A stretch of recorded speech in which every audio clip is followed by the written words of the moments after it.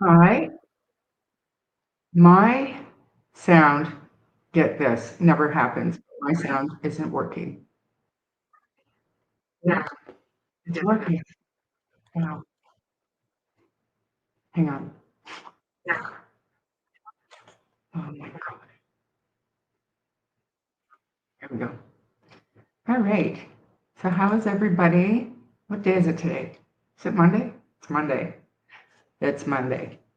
How's everybody doing? You like the intro music? That is our podcast intro. So on Apple, Spotify, all that stuff.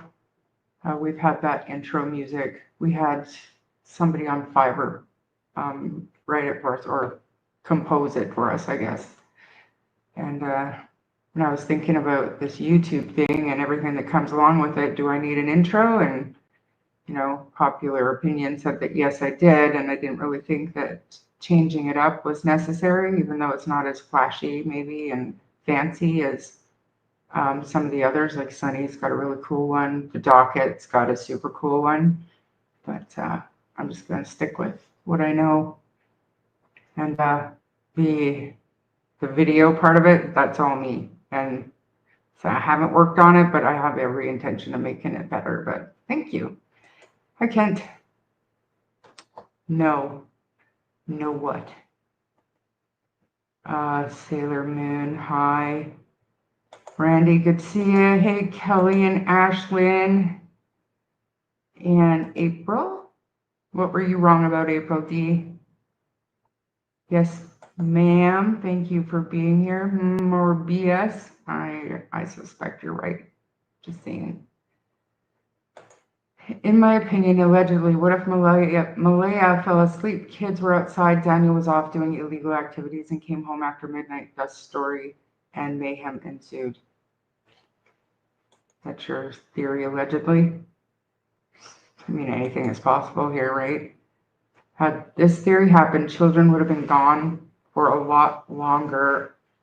Think the way the school bus traveled, they would walk the direction. I'm so sorry. I mean, I know that there's typos in there and you probably don't want that up there. Sorry. Does anyone recall if Tint's secret video with Wade? Did Wade say something could have happened around 11 after Cindy talked to Malaya on the phone in the morning? I do not recall. Look it up. Hey, Johnny, Switzerland. Thanks for being here. Marie Antoinette. Hi. Somebody. So I was going to watch that, but I ran out of time today. But I would like to watch it. Johnny says, yeah, he's quite in-depth and logical. Plus, he has a Scottish accent, which I always find pleasant and entertaining. I love accents. That's a huge part of practical linguistics, too. He has a way of doing his statement analysis that I just find delightful. And most of that is because of his accent. And I believe the ATVs are power wheels, correct? So you're talking about the little kid kind. I did watch Ninchi True Crime. I think that's how you say it. And maybe we will get into this. Sadly, no updates, possibly more analysis. So I've been looking nonstop all day. I thought someone said today there would be an update. I might have got it wrong. So why don't we just get into it right now? Hi, Deanna. So yesterday there was rumblings that something big was coming today and that the dogs hit on something, and there were all these kind of rumors behind the scenes going on, whatever. And then we got up this morning and somebody had sent a Facebook post to somebody else. I'm not going to mention who, but we were talking about it and we couldn't find anything to substantiate that Facebook post. So, but at the same time, things that we heard, but who's to say that whoever said that yesterday that something big was going to happen today isn't the same person that posted that just to give it more legs? You know what I mean?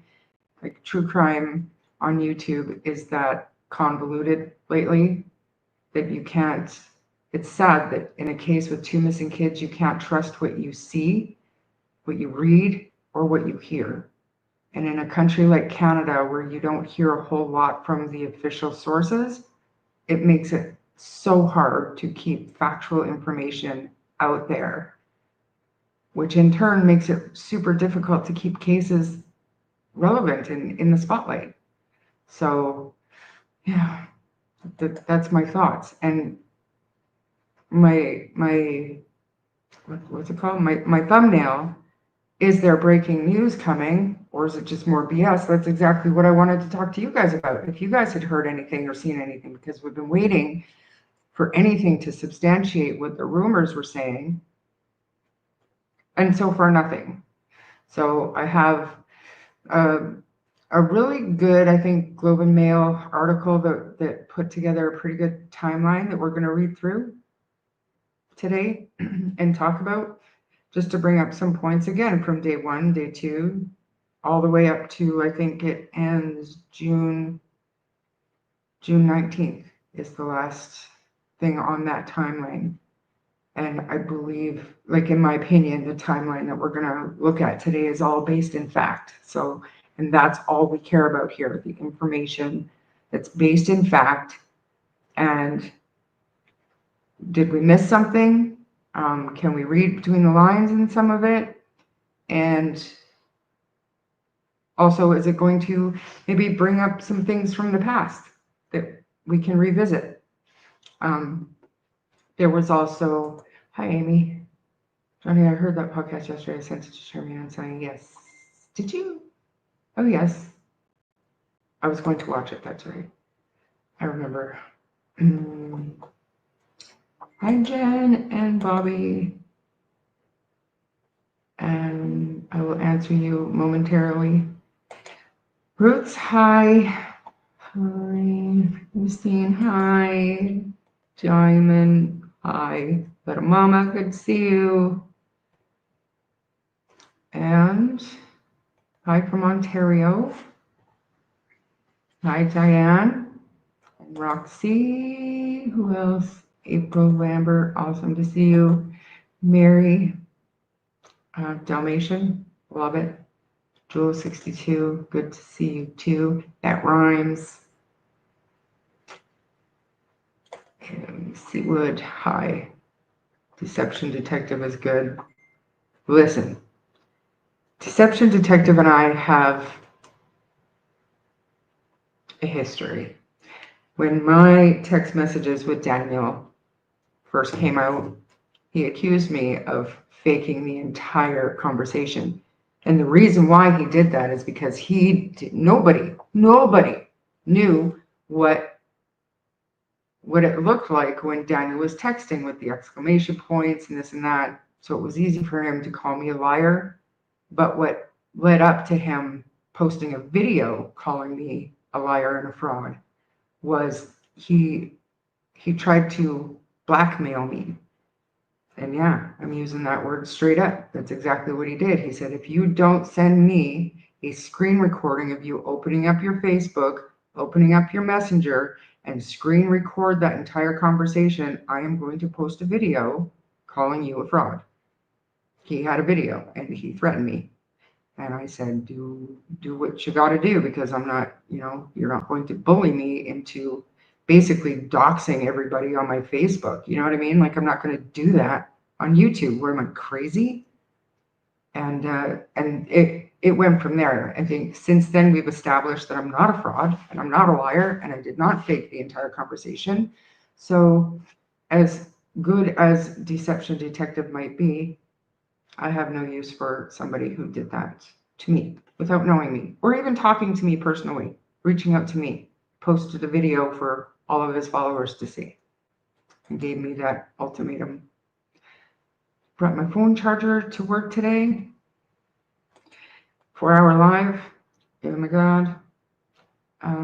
Something has to give soon. You can almost feel it. And it's probably just the anticipation, knowing that there is some kind of an update coming this week, but something's got to give. So the RCMP never did actually come out and say when they were going to be giving their update, just sometime this week. But I had it on good authority that it was supposed to be today or tomorrow, earlier in the week than later in the week. That's yet to be seen because, as you all know, we haven't heard anything yet. Hey, Wolf and Roxy already said hi to you. Hi, Sue. Yeah, like, where did you hear that, April? For sure. Truth and Beauty. Hi. I think you used to come to Sunny's channel. Maybe. I think so. Didn't we have like a girls thing and we talked about makeup and stuff? I could be wrong. Tammy, hi, good to see you. Hi, Squid. And Sailor Moon, Deception Detective gives me side-eye vibes, but like I should be side-eyeing him. It's all in the title, if you ask me. He's an attorney trained, whatever else he says. Does that mean he's an attorney who is trained in, or does that mean that his dad is an attorney and he trained him in the art of noticing when somebody's lying or making shit up? Two completely different things. No judgment. Do you remember what time Lilly poked her head in the door, if it was before school? So I think, if I'm not mistaken, I think that Daniel or Malaya, one or the other, in the court documents did say a time, but I believe it was redacted, right? So we've never heard a time.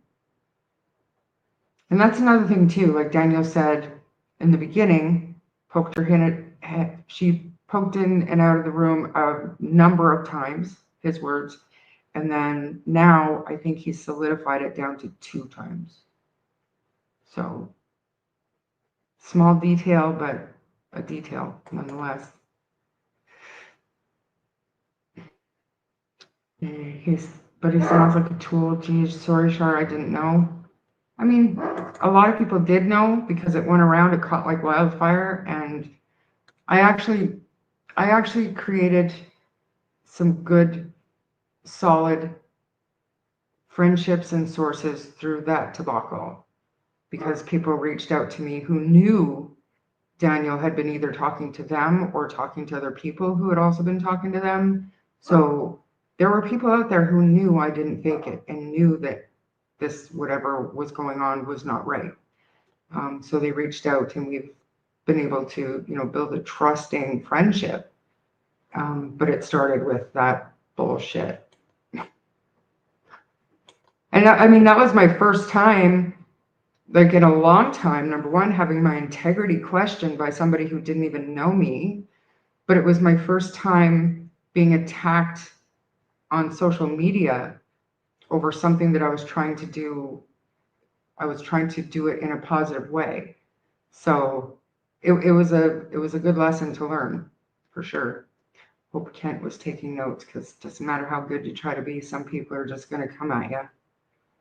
Oh, I'm going to hold in my colorful words and keep them to myself, but I think we all know here at least Shar is no liar. I'm sorry if you experienced that. Thank you. And I appreciate that. And like I said, a lot of people who had been dealing with me beforehand, they know that I would never do anything like that. And then there were people out there that, I mean, I wasn't the only person that Danny was talking to. I was the only person that had asked him, or probably the only YouTuber, and I had asked him for permission to share. He gave me a short list of things not to share, and I respected that.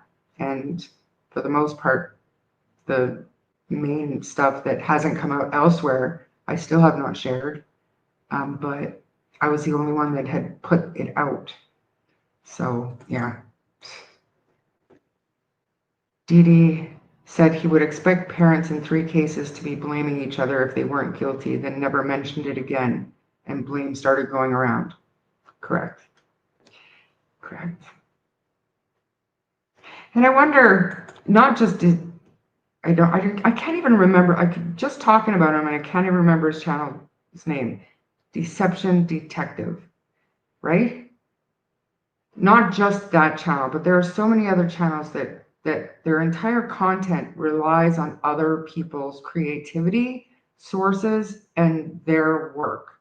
And I'm not disparaging anybody for doing that, but to attack or to basically sick the wolves on somebody that you don't know based on work that you didn't do yourself, I feel is that lacks a little bit of integrity right there, in my opinion. Hoping update accompanied by arrests. And you know what? I'm not going to lie. That is part of the rumor that I heard. But to me, if the RCMP found anything that would substantiate an arrest at this point, don't we think logically that the media would have gotten wind of it, or that we would have seen a more intensive search in certain places if it was connected to the cadaver dogs?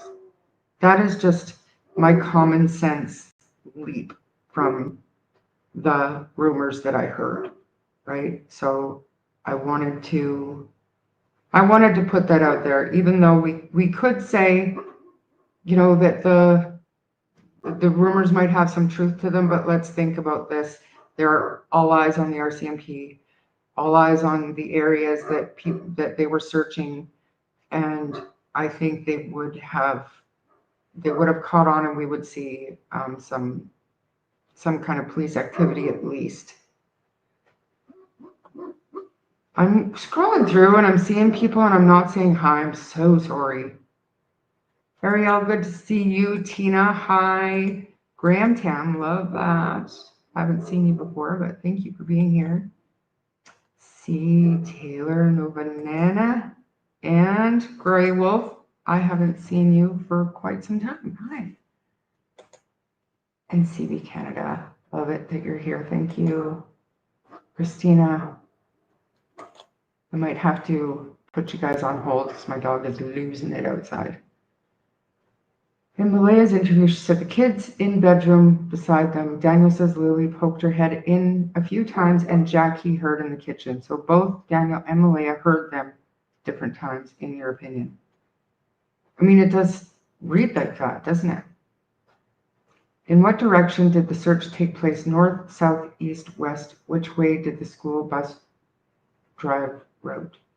School bus drive route. I did read that right. So the search was all 4 coordinates, I guess, in different places of interest. I don't know which route the school bus drove. If you're talking about the sighting of the blanket, I think, and I do not watch GT, and I still have not watched the video all the way through, the interview all the way through. I have seen clips, but I think people were making some kind of point about the fact that the blanket wasn't seen on the school bus GoPro, whatever the camera, the footage. But I would say that by that time in the day, the blanket would have been collected by the RCMP. That's my thoughts on it. So good came out at least then. Yeah, you're talking about the friendships, absolutely. I stopped watching his crap after he did that, and he's not great at detecting deception. He once in the kitchen closet with his hat, and I swear to God, he plays pickleball on Sundays. I didn't mean that. I apologize.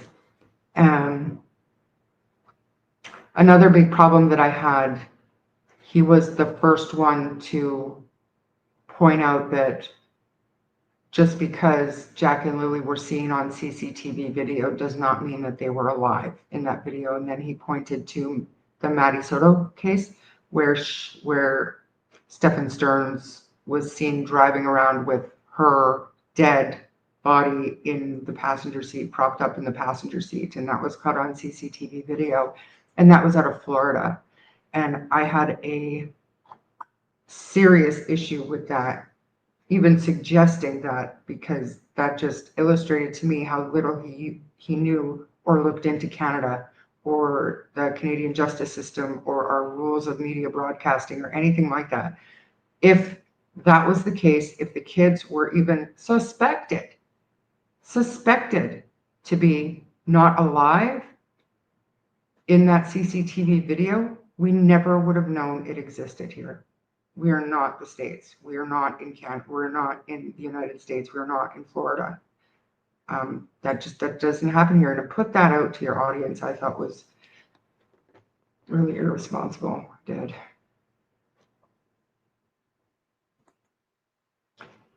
Daniel, absolutely. Maybe the delay in the update was because they were waiting for forensics to come back from the lab. Maybe.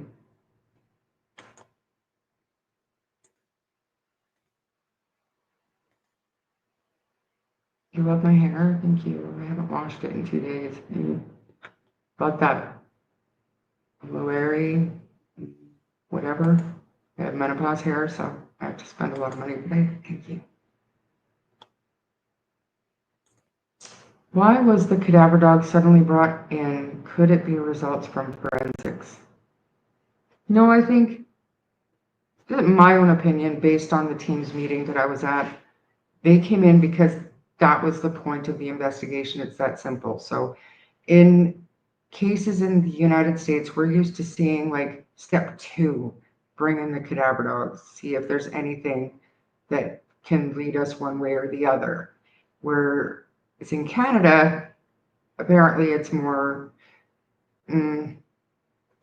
common for cadaver dogs to be brought in after all other possibilities have been exhausted, have been investigated.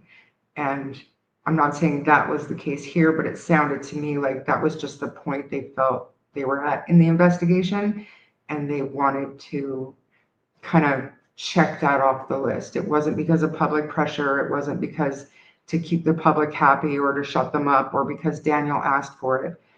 It is a resource. It does cost money. It did come out of a tight budget the RCMP has to work within.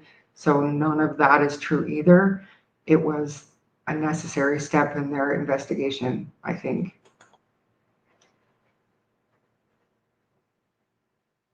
Deception detective works on everybody being the same language and makeup. Fact is, we are all different. I agree. And to a certain degree, most, if not all, speech, what do we call them? Because he's not a statement analyst. He's a person who says he is trained in the detection of deception in language and body language. But everybody's different, right?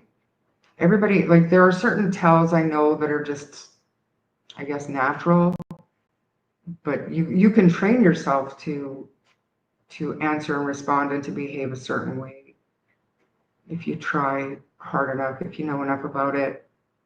So like I don't hang my hat on that, although I do truly enjoy watching the behavior panel, Dr. G, people that actually know what they're doing and what they're talking about, Pat Brown, profiler, Ken Maines, all these people who have the training and the certificates and the background and the education and everything else to back up what they're saying and what their opinions are. I will listen to them all day long. Nothing but knowledge from people like that. And lawyers too. Travis, all day, every day. Delene, all day, every day. I will listen to them. Truth and Beauty, he does. It's just all based on other people's work, right? It's easy to pull somebody else's stuff up and critique it, I guess. Hey, Blue Jay. Bobby Joe, did I say hi when I had your comment up? I'm sorry. Hey, Tammy. 6 subscribers away from that. Oh, thank you, Roots.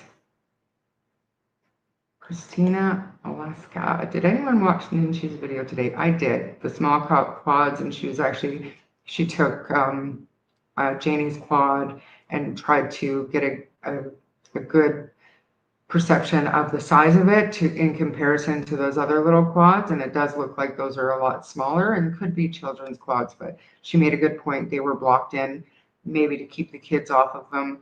I think that that's probably nothing burger. And I mean, she also admitted that that's probably one of the least likely, because if your kids are on an ATV or something and they have a tragic accident, I mean, your instinct would be to call 911.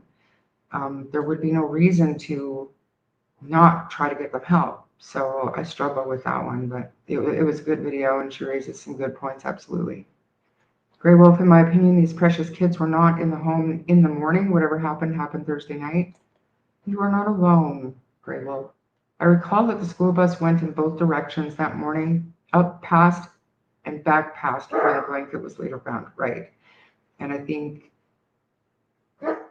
I don't remember hearing that it didn't show the blanket on the way out, but I do recall Daniel saying that it wasn't on the bus footage on the way in.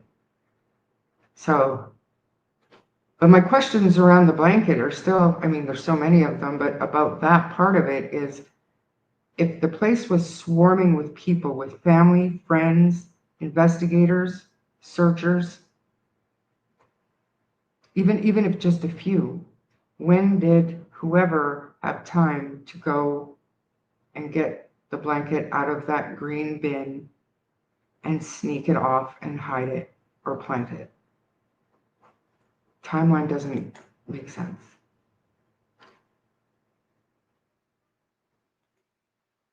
I come in, but I don't chat much, usually busy with my grandsons.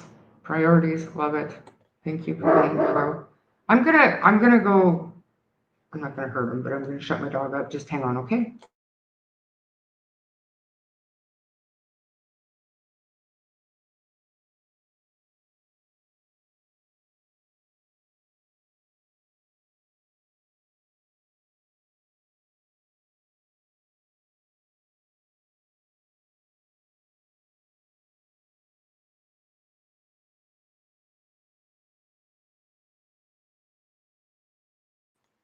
Apologize. There's a plumber here. We're actually gonna get heat today. Maybe some filtered water. Be great. Wasn't it the bus driver's wife who unlocked the pig gate and went with Janie? That's what I've heard. Hi everyone. Hi Cindy. That pic of the children on the ATV, if you look close, they are in a sport department of a store on display. Yeah, yeah. Nietzsche was saying she wondered if the Janie's quad was what they were shopping for that day, but she determined that Janie's quad is much older and probably wasn't related to the photo at all. Christina, we didn't know Maddie Soto was deceased, though. Ellie just said she was seen on camera. Yeah, but at some point they came out and said that we believe that she was not alive in that footage. They did in a press conference. They did. They certainly did. But you're right. At first they didn't admit that, but they did. And when he was charged, they did say that in a news conference, which blew my mind. So that would never happen in Canada. We never would have heard about that video. We'd never even know it existed unless Daniel leaked it. Hi, Sarah.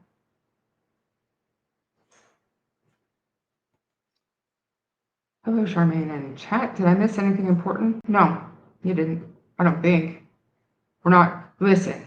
Let's just get this out of the way half an hour in, but I think I already did. But I am wondering what the breaking news is, because there are rumors on Facebook that something major might happen today. I heard the same thing yesterday, and I was wondering if you guys had heard anything. And I'm calling bullshit myself, but cannot get ourselves or get ahead of ourselves in this community right now. Seawood, thank you so much. 6 away, yes. Not gonna lie, I totally was thinking the RCMP brought in dogs so the handful of people in Nova Scotia who still have faith in them didn't lose it. I understand that, I do, but when you're working on such a tight budget and you're basically given, I'm not gonna say a blank check for resources to look for these little kids, you're not gonna be just doing things to appease the public. To me, the optics of the RCMP in Nova Scotia, in this case, it looks to me like they don't give a shit what the public thinks. They're not going to be pressured into giving more information unless they're good and ready to, if that makes sense. I don't think they care. Just my opinion, but that's what I think. Ernestine doesn't watch Clutch, but the story of the Subaru fob in Daniel's bathroom and the blue Subaru that Justin had for sale intrigued me. We know the story of the 5-speed car in the morning, May 2nd.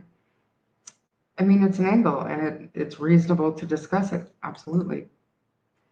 A lot of stuff out there, even from respected creators, is out of touch, no matter how well intentioned and thought out. Canadian culture is one thing. Maritime culture adds a whole other layer. You are so right. It's especially like Nova Scotia, yeah, for sure. And then going to Cape Breton, Nova Scotia, yet another layer of that culture. But then go across to Newfoundland. It's like you're in another country half the time, you know?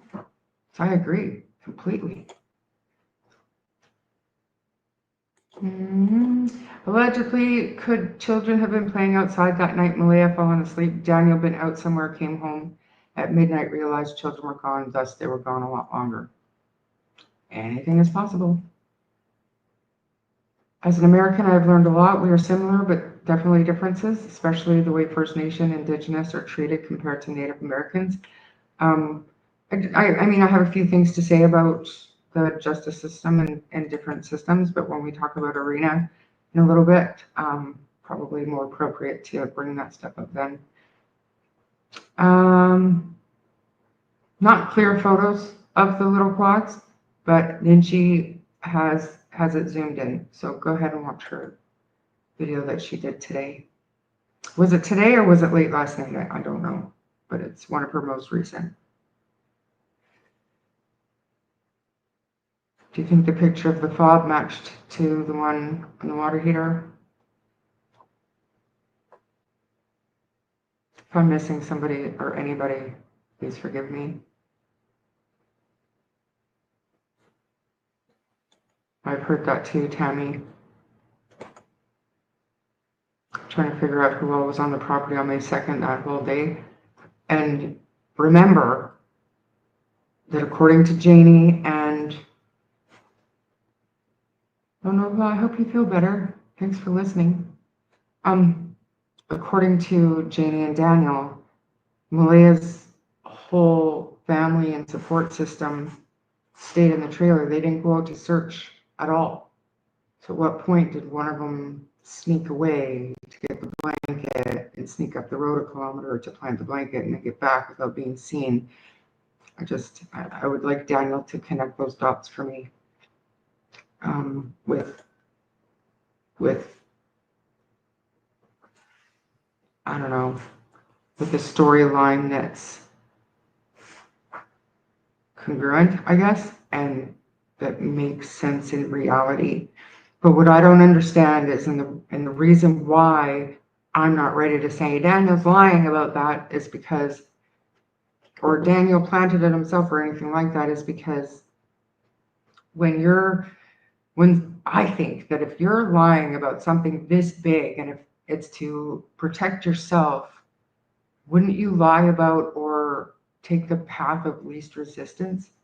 Why are we not jumping on the bandwagon that the blanket piece was actually on the railing? That would be a lot easier to take and plant for somebody that didn't know that blanket was Lily's and or didn't know it was in the sealed garbage bag in the green bin. Do you know what I mean? Or if they were covering something up, if something happened, why wouldn't you try to push the narrative that a stranger abducted them? Why say they must have went into the woods? You know, it's not Occam's razor. It's not the path of least resistance if you're trying to cover your own ass.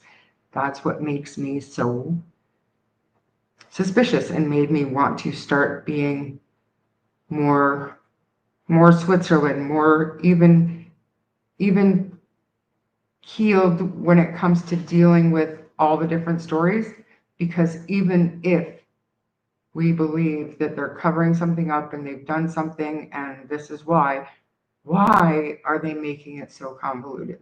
Why not take the easiest explainable scenarios, like, oh, a stranger must have took them, they never went outside on their own, or the piece of blanket was on the railing, whoever must have grabbed it from there.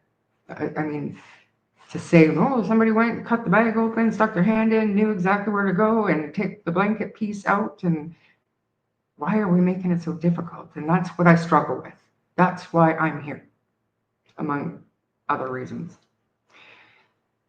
I'm never going to catch up in chat. Sarah, hi. Do you guys want to hear something crazy? Always. I know I don't want to completely crap on the RCMP, but they definitely need some more training. I've got a call from them today. Well, did Sarah elaborate? There's a picture going around to the property. Yeah.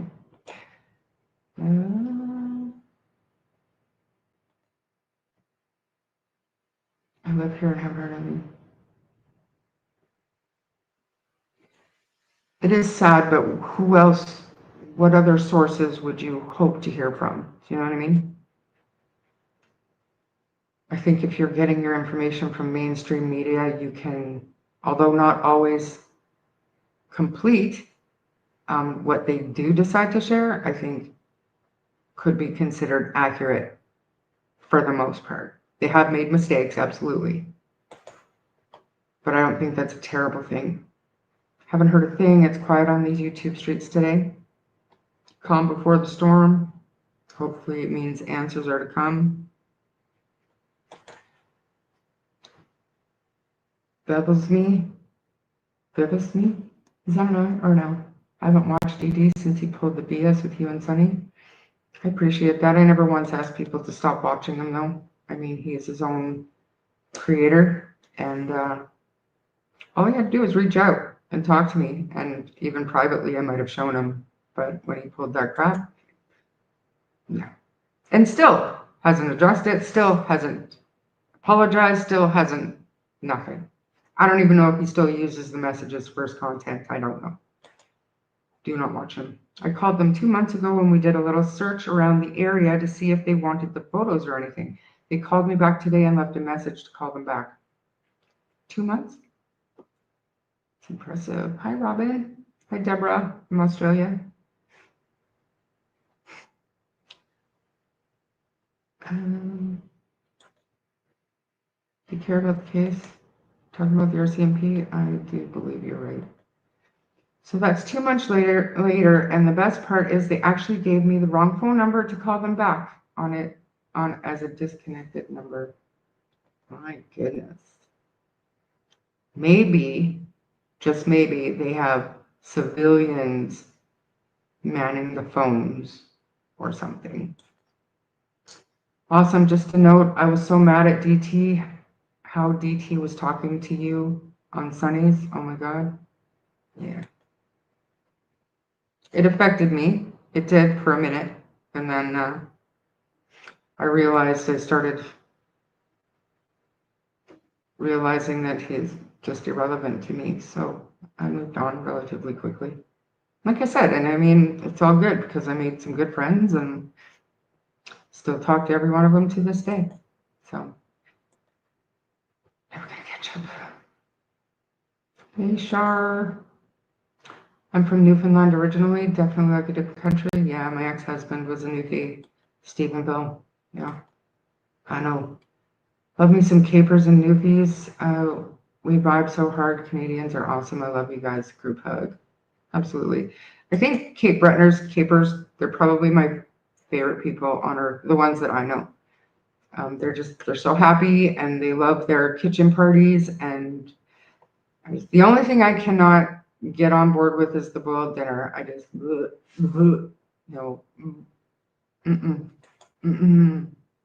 Daniel thinks the dogs were brought in to appease him. Yeah.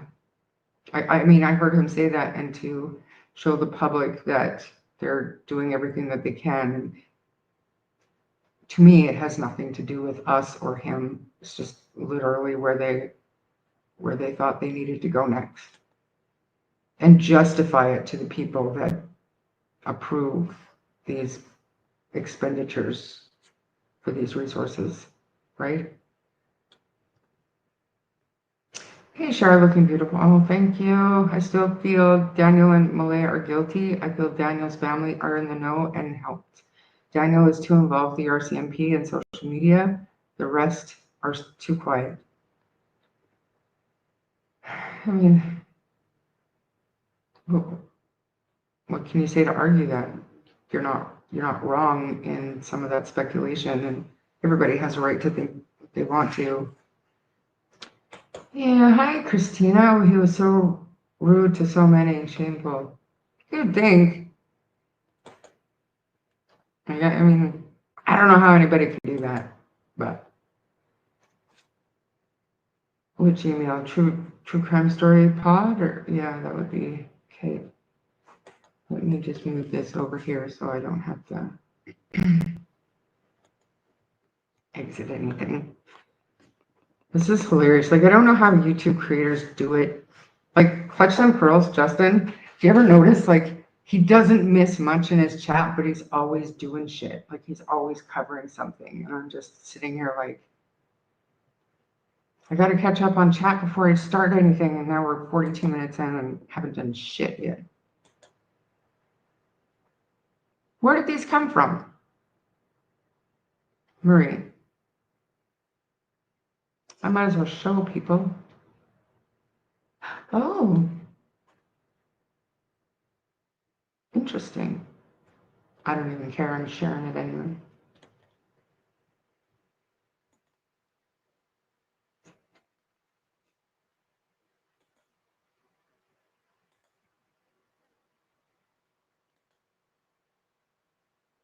Huh. Those are cute.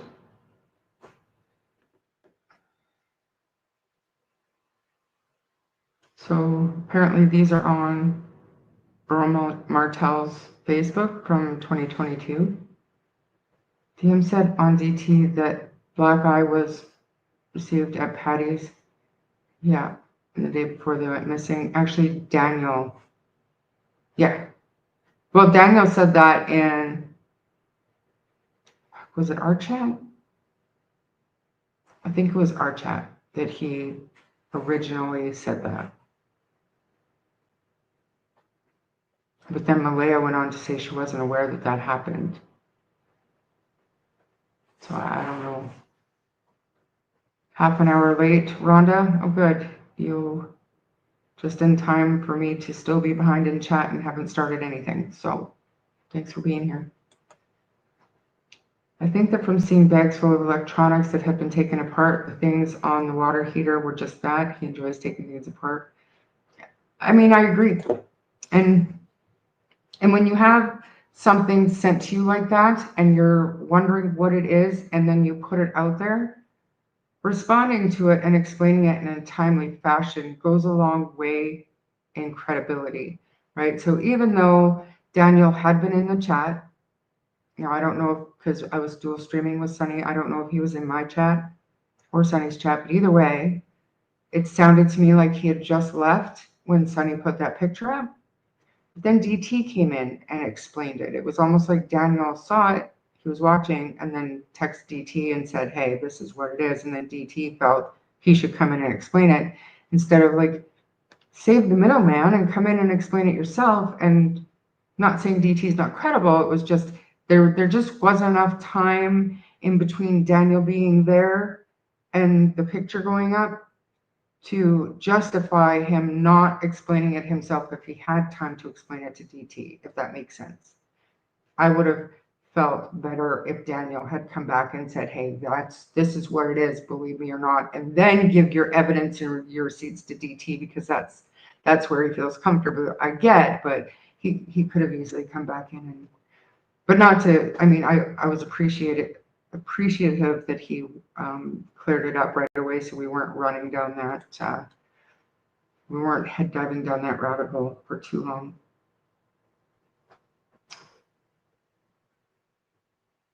going to voicemail. Yeah, Patty did say that. I've heard rumblings that maybe dementia or something is playing a part in her memory recall. The stranger abduction theory is in the direct opposition to the blanket. Right, but if they would have gone to the stranger abduction theory, the blanket wouldn't have been necessary. Like, why plant a, if they, I don't know. I try to think in logical, straightforward thinking, and if you're trying to cover your tracks with, I can't recall a single time where I've tried or had felt like I had to cover my tracks this, like that hard, but I would think you'd want to keep it simple and keep it believable. You get too many moving parts and too many things to remember. That's when you can't remember the last lie that you said. And I'm not saying that's, you know what I mean. Why not keep it simple? Anyways, these quads were just sent to me. Is that those look a lot smaller than what Ninchi spotted on the property, and they're also very cute and looking brand new. Malaya was leaving. Daniel, what if family said you can come here, but not all 3 kids? What if Malaya did find a way to give up Jack and Lily? She won custody over Cody. Would she think she'd win a fight for Meadow?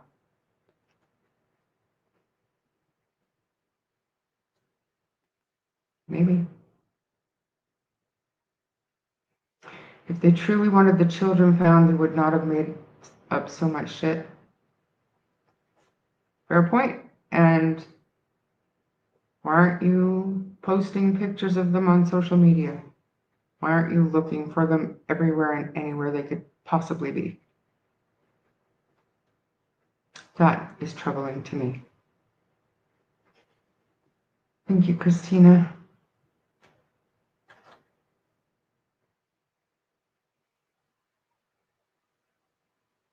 Look, I think that your idea of important and my idea of important might be different, because for the RCMP, to do an update, I think that there's important information. There's information they want out in the public. Maybe that information is that the cadaver dogs did not hit on anything in any of the places that they searched. That to you and me is kind of a letdown, but is it a big deal? Probably. Doesn't mean anything, but probably. And the reason why I say it like that is because I think that if the cadaver dogs hit on something, wouldn't we have saw a more intense search in a particular area? I would think so. Glad to see you, Charmaine. Thank you so much. I've heard rumblings. I haven't watched a whole lot, but I've heard rumblings. Crazy. Crazy. What's a kitchen party? Well, let me tell you. They get their beer and their wine and their rum, and they sit around the kitchen. Somebody usually has a guitar. Other people sometimes will play the spoons or harmonica or something, and they will sit and they will sing and they will drink and they will dance and they will have a good time. Might be 2 people, might be 20 people, but they will do that in a kitchen. And it is a blast, except when they're cooking the boiled dinner. Then everything smells like boiling cabbage and it's rancid. Hi, Finding Solace. I got lost in Stephenville one time. Never had so many people buy me Timbits and coffee when I went to Tim's to get directions. Before that, or since, this friendly bunch in Stephenville, except for my ex. No comment. Shower thought today. DM was freaked out because the bear and his most recent CBC interview, he said all they found with the classified technology was a beaver and a coyote, not even a deer. And no bears. Good point. Never thought of that.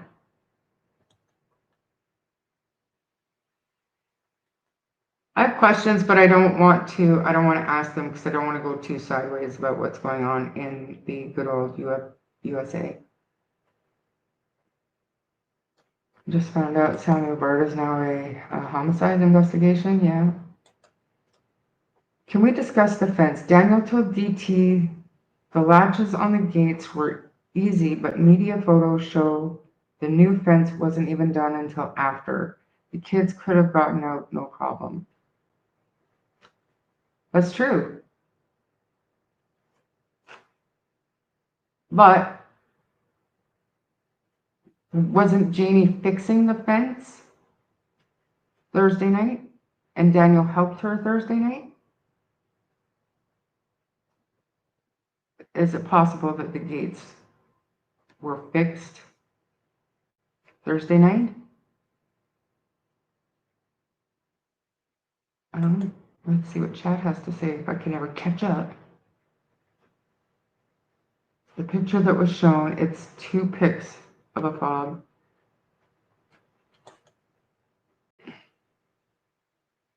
Alberta is so different. You just don't like it here? You don't like it in Alberta? I know one thing, when you're in Alberta, I guess depending on where you are, but we Albertans, all we do is work.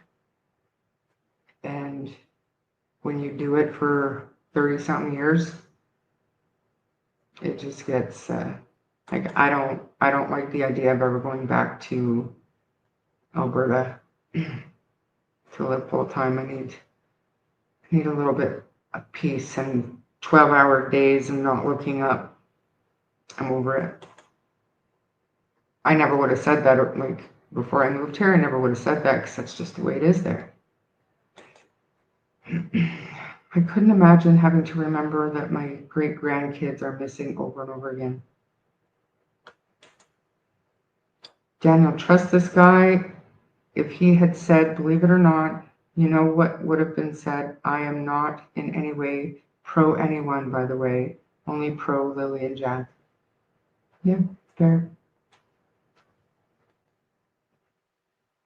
I just hope the RCMP had more searches planned, in my opinion. So I also think that based on what the cadaver dogs or scent dogs or whatever hit on or didn't hit on, and remember as well, Sergeant Pike and Sergeant Whalen, those were the dog handlers. They're fresh eyes on the investigation, right? They could have had meetings and brainstormed and come up with new ideas where to search. And it's quite possible that if the dogs didn't hit somewhere, or do you know what I mean, that could have pointed them in a different direction. So I think that even though I don't think that they found anything, I think that the RCMP update will show us where they're going to go next. I'm confident. I agree with you, Angry Rabbit. I do. I wish I'd known about the true crime community on YouTube when Amber Van Thorn went missing here on Vancouver Island 2 years ago. Well, we've been here. Unfortunately, 2 years ago, we were neck deep in the Delphi case, so somebody would have had to point that one out to us, but yeah. Simply advocating for your missing children would be a nice thing to see. Yeah. And can we honestly say that Daniel's not advocating for the kids? When he does his media interviews, he always says if anybody has any information, he is talking to the media. He is coming out here, yes, stirring up drama, stirring the pot, blah, blah, blah, but he is doing it. Is that, I don't know, man. Just a sec, I need to check my text.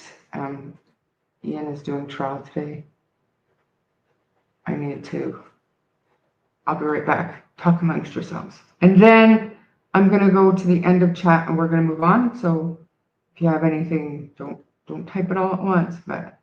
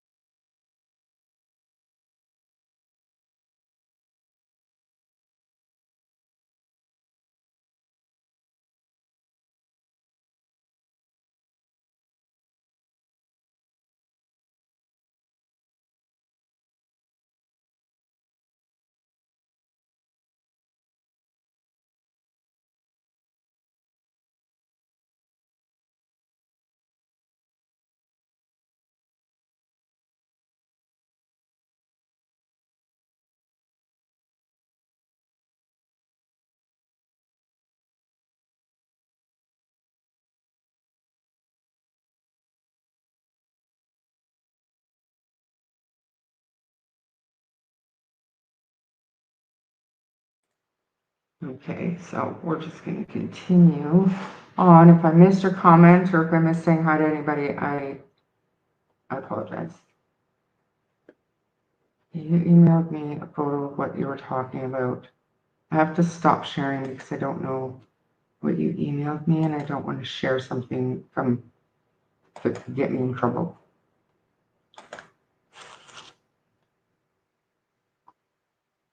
It opens. All right, I'll share this again and let's talk about it.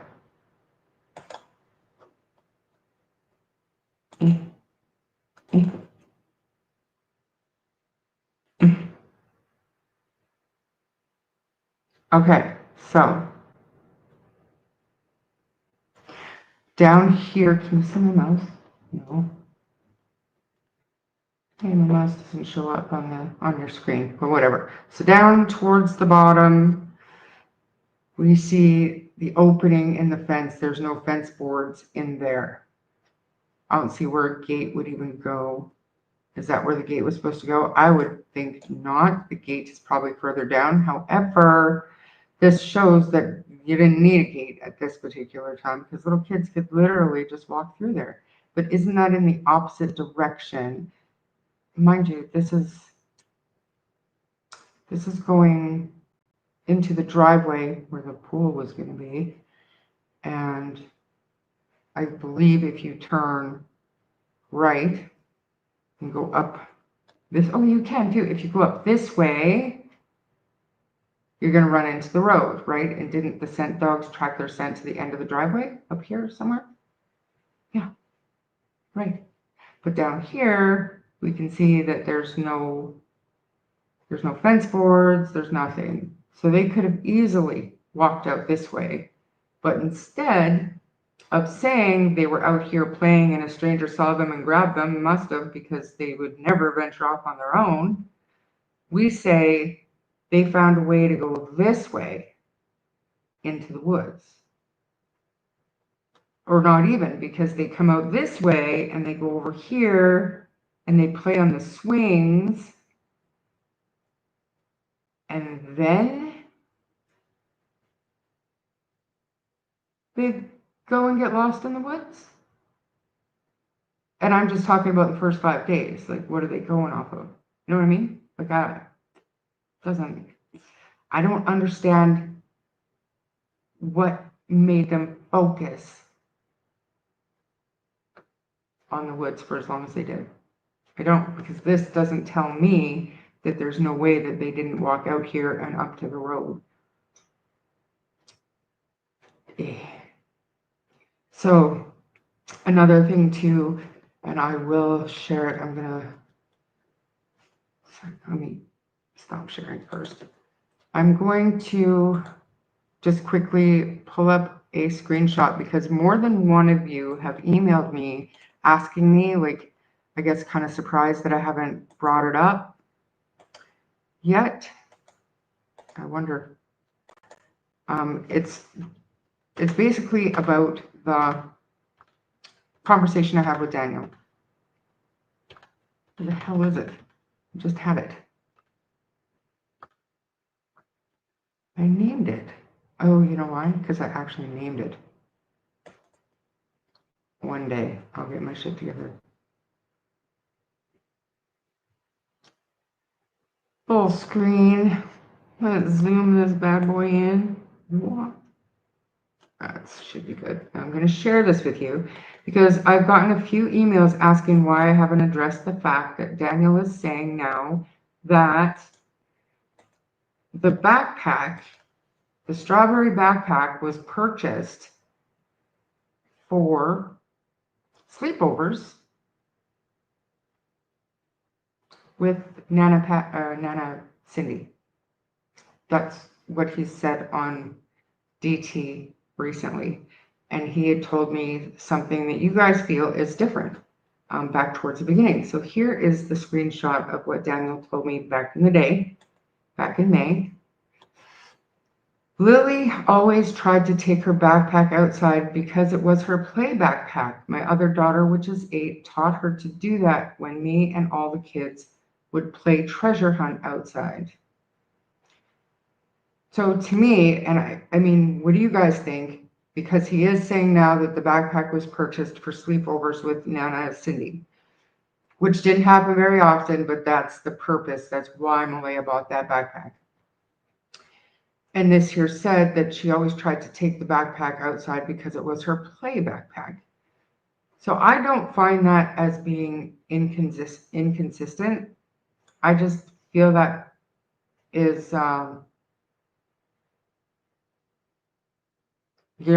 when he was talking to me, he was telling me why she might have taken the backpack outside to play because she was always trying to take the backpack outside to play. He wasn't telling me where the backpack came from or what its original use was. So just in my own opinion, I don't think there's anything suspicious about what he's saying about the backpack. But like a few of you had emailed me about this specifically, so because Daniel had brought it up, it must have been within the last couple of days, or maybe in that interview, I don't know. But you know how when you rewatch things, certain different things hit you and you have questions, and I think that's what's going on right now with that interview. I still haven't watched it. Kind of feel bad, but at the same time, I don't. Okay.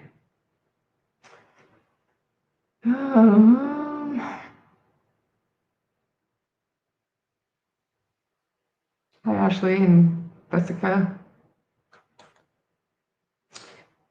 Daniel was so ridiculous. Even if the kids were under the covers, he would have seen part of their clothing. Never heard of kids' covers being up to their neck. Maybe, hi, Christine. But even more troubling about the clothing, these kids are missing, and it's still a missing persons investigation. And they are the first and loudest people to tell us that all the time. And I agree, obviously it is. That's facts. It is. It's still considered a missing persons investigation. Y'all know what I think about the reasons for that. But have you ever heard of a missing child's case where the parents are asked not to disclose to the public what the kids were last seen because it might interfere with the investigation or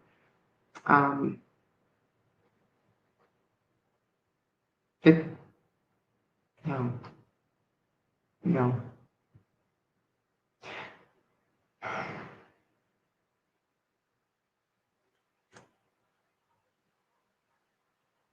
Actually, I hope you start feeling better soon. Did I say hi to Christine? Hi.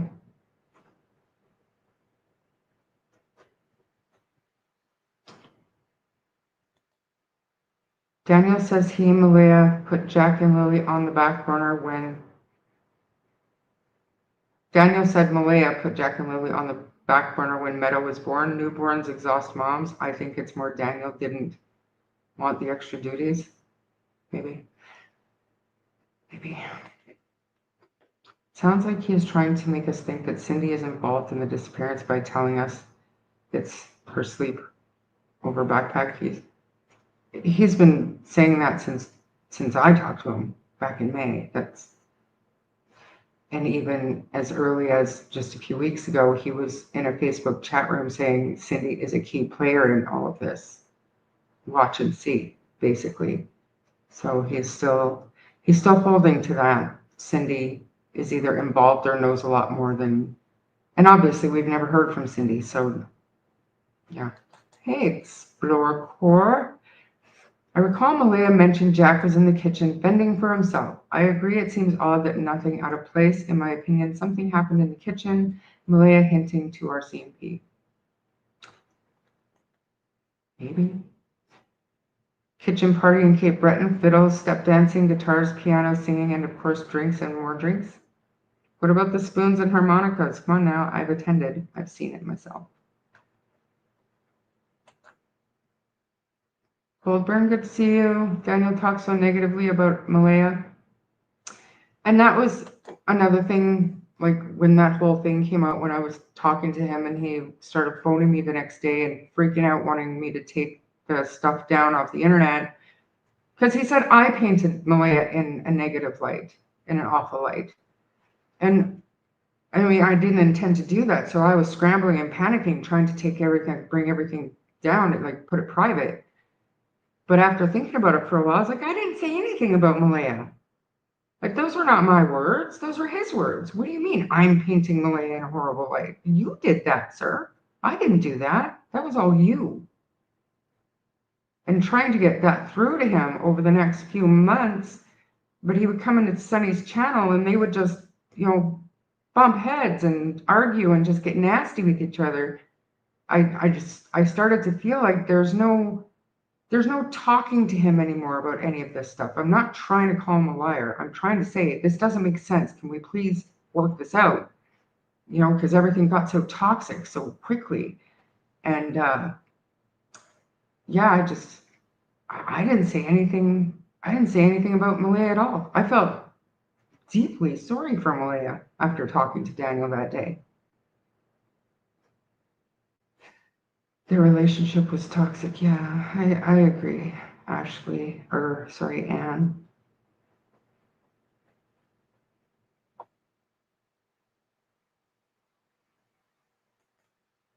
Oh no, are you kidding me? I'll read it and then I'll see if I'll share it. Remember Switzerland, and we don't want to be one of those channels. But let's look just in case.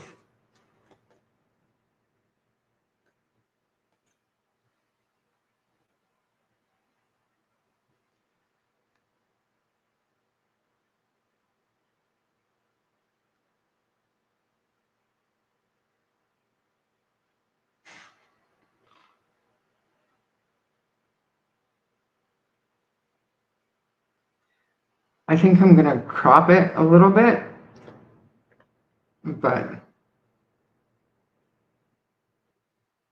it's amusing because the last comment was literally what I was thinking as I was reading. As I was reading, I was thinking, "Oh, you got jokes now," and then I read the next line. Like, yeah. I'm going to cut it off right there because I'm not accusing anybody of anything. I just think this last little bit is friggin' funny. Did you guys hear my dog? So hard done to. He's laying in the nice, cool living room. How do I zoom? Can you zoom? Zoom in, for Pete's sake.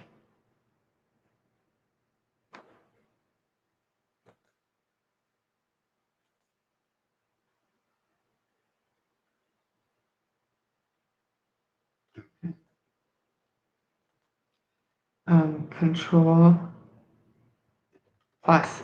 Okay, I'm going to share this. It's a little funny. I don't know if I'd call this the hate train, though. It's more of a, probably should have known better not to be making jokes, but he does have a point. DMATs, which we all know is a fake profile, and I have no problem putting it out here because DMATs, whoever they are, they're everywhere, and it's obviously not doxing anyone. Maybe ask Cheryl Christine what Malaya is doing over there all the time, spending lots of time at her house for nights on end and out four-wheeling with her, but yet not talking about her children. I guess she enjoys the single life with no kids. Daniel said it's too cold for beach trips. She needs somewhere to go. And then this person says, oh, you've got jokes now. Which, not going to lie, when I was reading that, what Daniel said, I said to myself, oh, look, he's got jokes. Any comments about this? I'm sorry I'm missing you guys, but they're all responsible, plus some other characters. It's a major investigation. Hi, Coop or Co-op? I used to work at Calgary Co-op, and I used to call it the Coop, so either way. I don't even know what to think anymore. We'll get t-shirts. I don't either.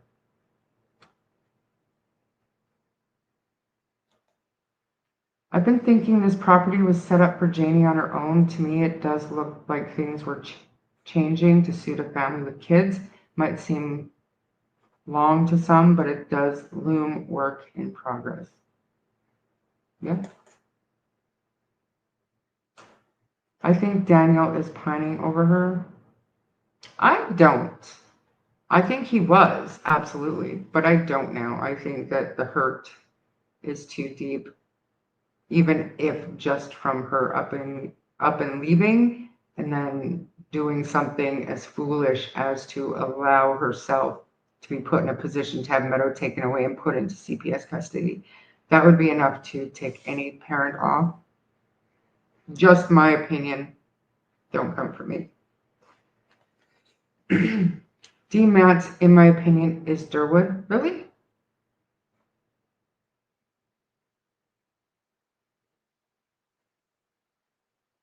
Maybe.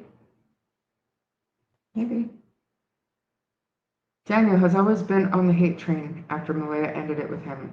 Now we know.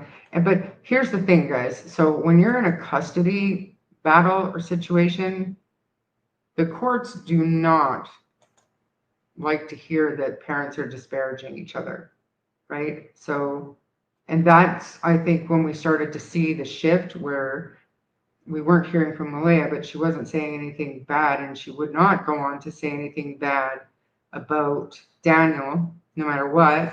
And then she did at the end, but then right after that, she cut the conversation off, right? She stopped talking after that. But then we started seeing a shift with Daniel as well.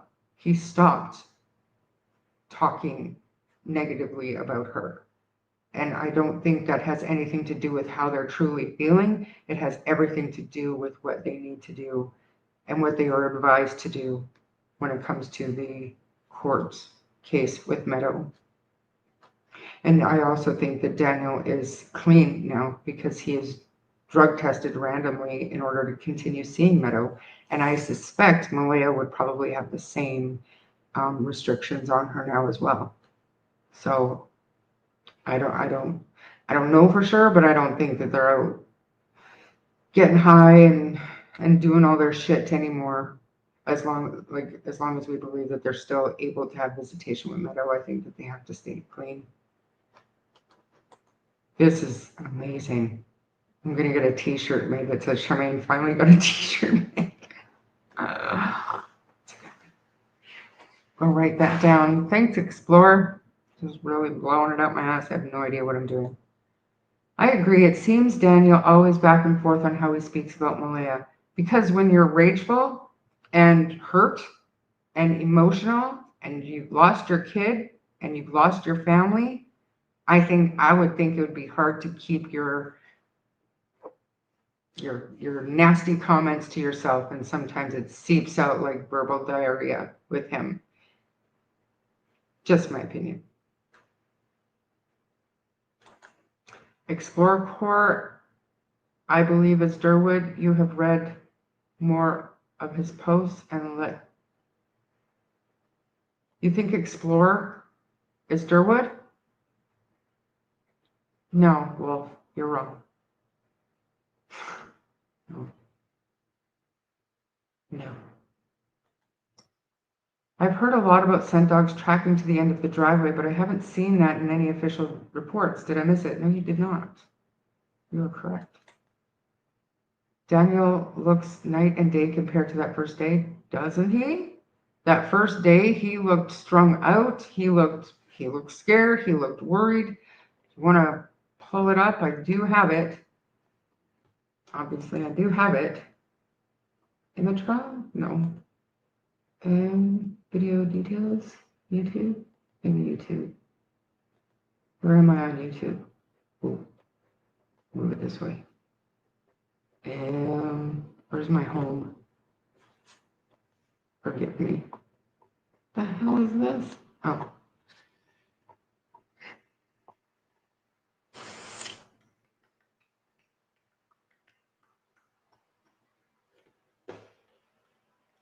You guys can see what I'm doing.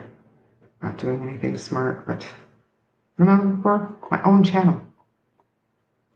What is going on?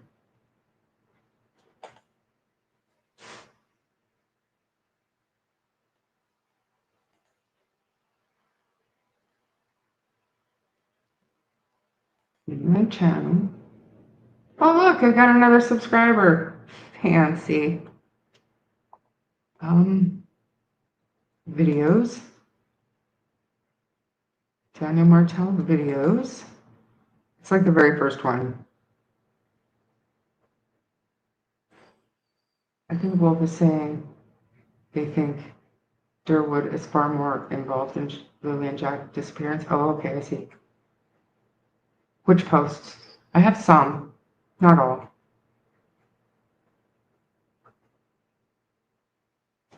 CB, they might not be able to perform the drug test, but they can certainly mandate it as part of a reunification plan if drug use was like connected to an issue for CPS to even be involved in the first place, which is another thing that I want to bring up just really quickly. Because we know that Daniel doubled down on his story about how CPS was involved in the first place because of their behavior issues at school. And we were all like, no, that's not what happens with CPS. They just don't get involved over behavior issues. And I stand by that. I am not wrong about that. That is 100%. But what could have happened, now that we have more information, Daniel had told us that the kids had 41 absences at school from school that year. So you take 41 absences from school that year, you put that with maybe not always being prepared or fed or ready for school, maybe not being clean and not keeping up with the other kids, and just painting a picture of neglect and then missing all of these school days. That in and of itself could have prompted the school to call CPS in. So just throwing that out there. It's not just the behavior or the learning disabilities, obviously, but it could be part of a bigger picture based around what the teachers were seeing. 41 absences, you guys. 41 absences, and if they weren't always dressed in clean clothes, if their hair wasn't brushed, if they were hungry when they went to school, if Jack started to act out at school, then bruises or not, that all would culminate to a mandated reporter to call CPS. It would. And so maybe Daniel is either terrible with explaining himself or just uninformed. Maybe Malaya didn't tell him everything. Maybe that's what Malaya told him. Are you all mad at me? Because it sounds like I'm trying to explain Daniel's shit. I'm not. I'm just, these are the things that I think of. Right? They would not, they don't hold kids back in school anymore. Drives me crazy. They do not hold kids back in school anymore. You have to take your kid out of school and re-enroll them to repeat a grade. They're not. They don't fail school anymore. Sorry I'm missing so much here. You're welcome. I'm behind in chat again. I need a t-shirt that says I'm behind in chat again. Do you think it's possible that they just told Daniel that it was because of issues at school because Malaya was actually the parent guardian? No. No, because if he was her spouse, if he was her common law, if he was their stepdad, he was still responsible for their well-being. So he would have been involved in any meeting with CPS, I would think, unless he was the issue. And I was in a situation where, and this is a very long time ago, you guys, but CPS told me if I left my husband, I wouldn't have any issues. I left my husband. I mean, I didn't leave my husband that day. I obviously had to make arrangements and plans, but that started immediately. And I left my husband. And guess what? I never had another issue. They would have been required to repeat the grade, in my honest opinion. You know, they don't hold kids back. It's crazy.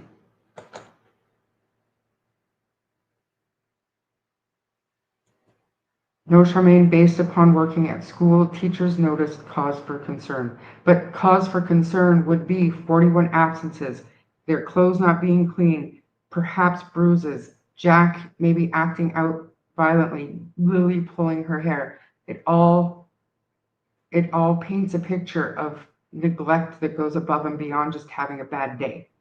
Do you know what I'm saying? But it would be grounds to bring CPS in to check it out.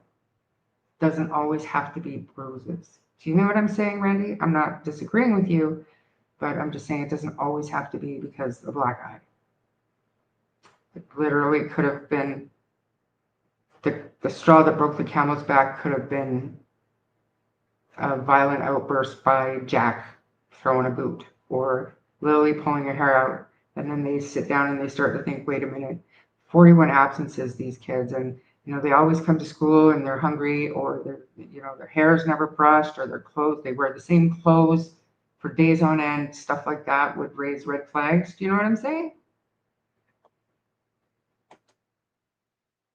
And I'm not saying that I know for sure, I'm just saying it's possible, right? So we're looking at all possibilities. It's possible. It's also possible that they were called in because Jack had a black eye. Totally possible. But after I heard that they were absent for 41 times that school year, my gosh. All the stuff about the kids missing 41 days, being violent with each other, where's all that coming from that you would believe it? Exactly. Thank you, CB. It's all just my opinion, but it's possible based on the information that we have. And I always urge people to consider the source, and this is absolutely no different. We're just talking here. We're throwing ideas out there. We're opening our minds, right? Trying to. Anyways, we were going to see this just to pause it. Why is it not playing on my thingy thing? Share this tab instead. There we go. Yeah, check that out. Compared to now, almost looks like two different people. Hi, Angel Z. Angels.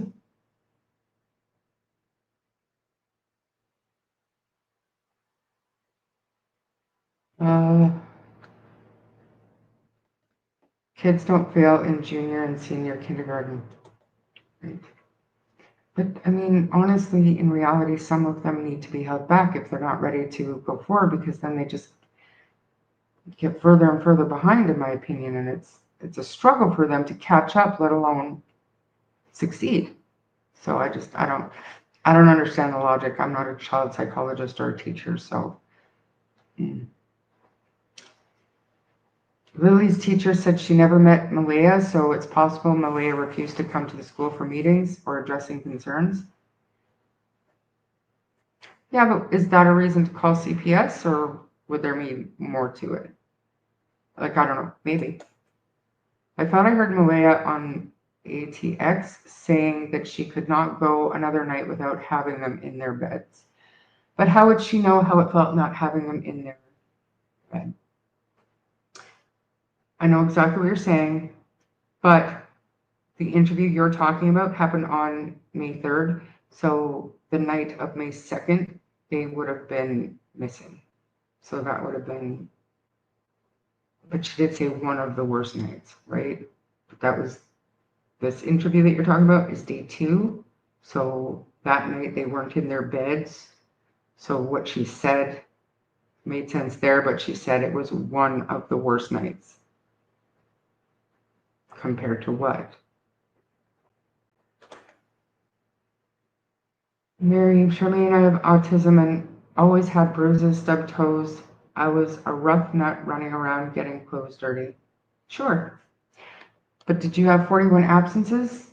maybe violent outbursts, pulling your hair out. I mean, like I said, it's all a matter of what kind of mandate and training.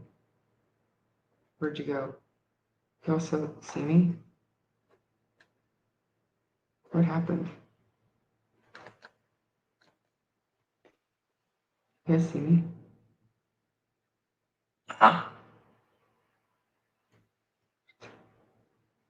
Things are getting spooky here.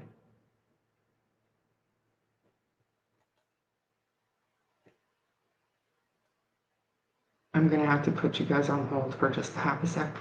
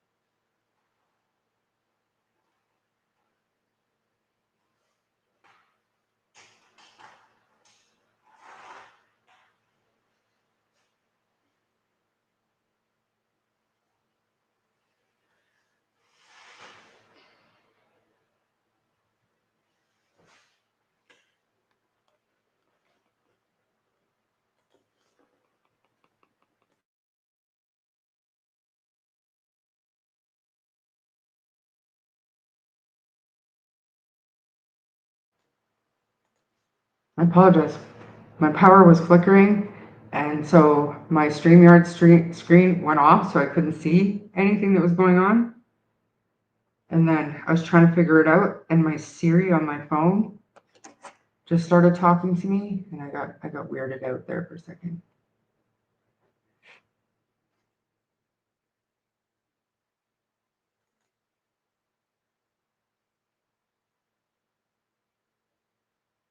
Methadone gets you high. He's probably off his methadone. I assume he needed methadone to get clean.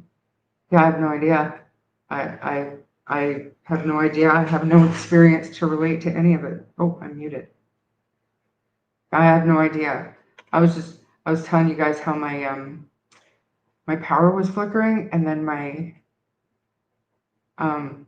Siri started talking to me, and I couldn't see you guys, and I don't think you could hear me, and I had a freak out. Hang on, I gotta fix my camera.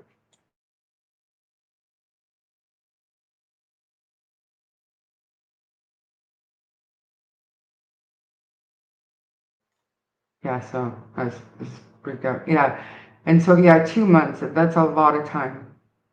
And when you're missing 2 months of school, how can you possibly expect your kids to keep up with the other kids?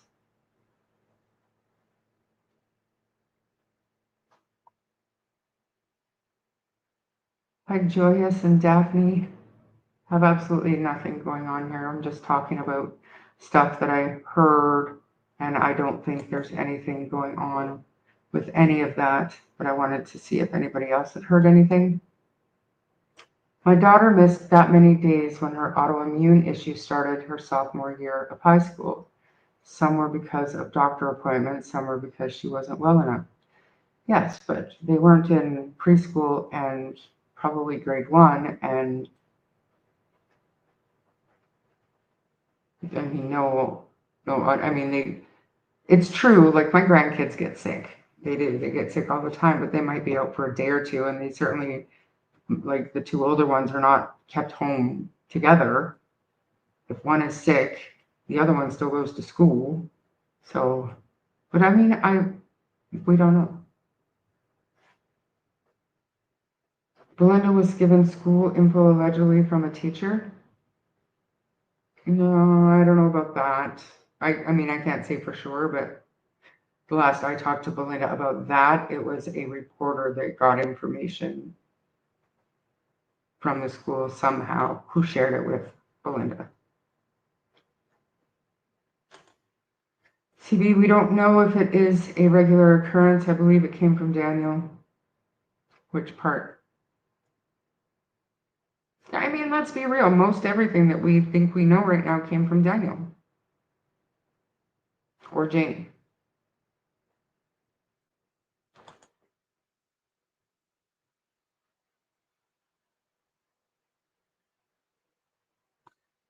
I don't know that we think that way, CB. I think that here, anyways, I'm posing questions based on the information that we have, trying to figure out if it could be true, and if it's not true, then maybe Daniel will be more willing to clear up some of these discrepancies if he doesn't feel like we're all going to attack him and accuse him of murder. I don't think there's anything wrong with that. I'm not saying because Daniel said it, it has to be true. I'm saying that we're talking about it because Daniel said it, and let's try to figure out if it could be true. And I mean, there's ways of doing that that we don't have to be nasty about it. So I hope nobody gets the wrong idea over here. I'm not pro Daniel. I'm not pro Malaya. I'm not pro anybody but Jack and Lily. And I'm pro Belinda all the way.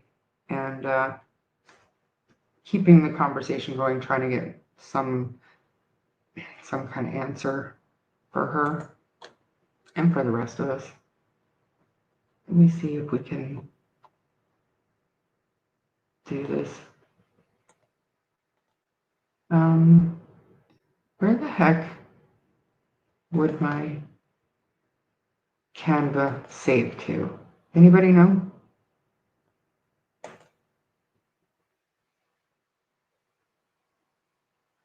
Nope. I might just have to open it on Canva.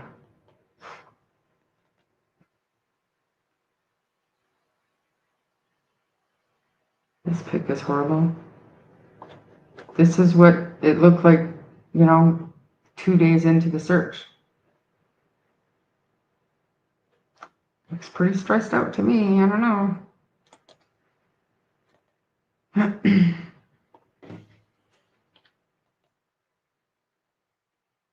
gotta be here. Oh, here it is. Here it is. Found it.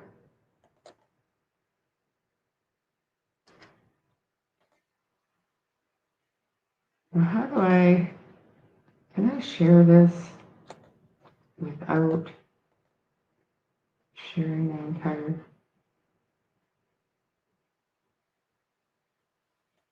Yeah, might as well. Window.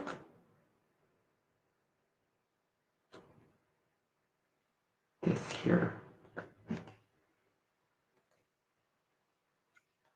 So like I said, there was a Globe and Mail article that I thought was a good timeline, like a well put together timeline. We've had timelines many times, and some are good, some are spotty, but who can blame anybody for getting anything wrong in this case? But I liked this timeline, so I thought I would read it with you guys.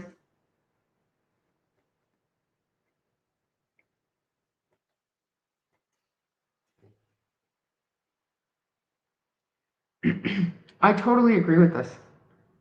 And I'd also like to point out that with Belinda's, with her going for temporary guardianship, you would think, because most of us saw the post that Daniel made, or he replied to a post about talking to Belinda's lawyer and said he was advised not to blah, blah, blah, blah, blah.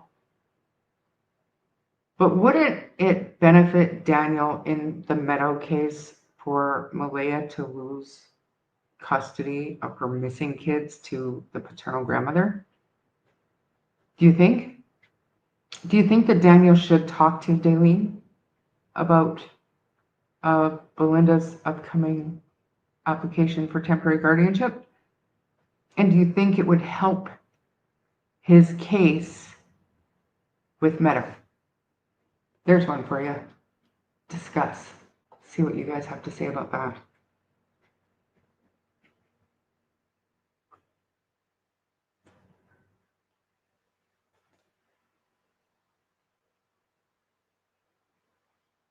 Absolutely, but everything that we're discussing, there's very little receipts. Do you know what I mean?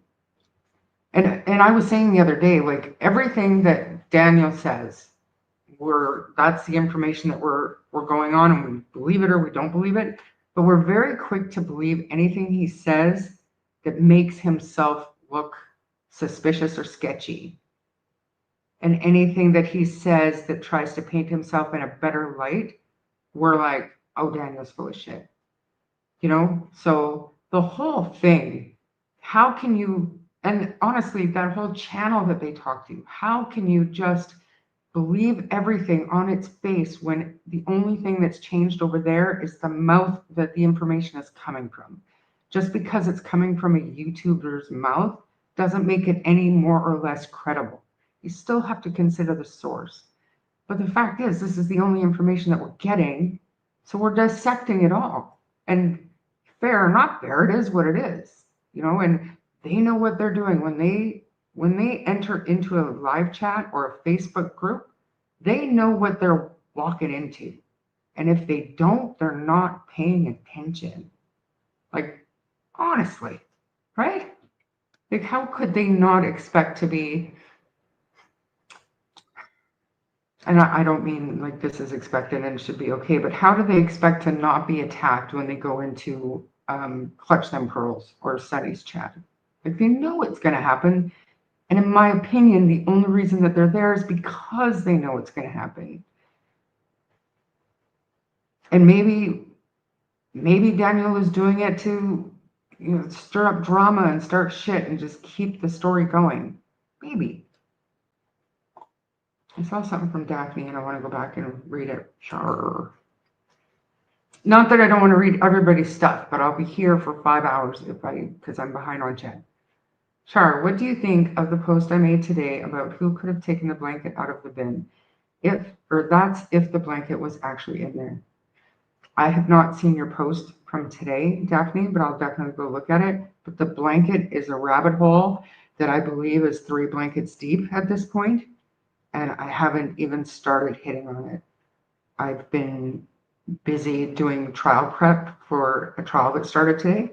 So literally I'm not like the rest of you guys who work so hard at digging up every little screenshot and everything that you can find. I do read stuff and I watch stuff, but it has to be on my downtime.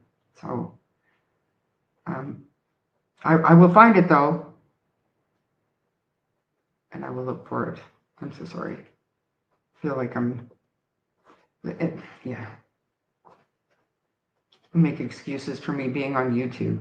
I'm only here on YouTube to try to be not toxic and not fill the drama and just accepting all opinions, all questions, all discussions, as long as they're respectful. That's what I think is valuable in YouTube. In my opinion, if they were innocent, they wouldn't care about speculation, and if they weren't so damn inconsistent, yeah, that's my whole thing. Why are we lying in a case when we're covering 2 missing children?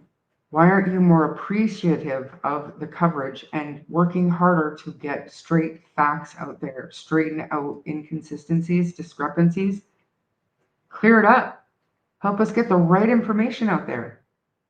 But instead, they ignore what they said yesterday and they say new stuff today and tomorrow that it makes it so convoluted, and it never ends. But I'm hoping that by talking and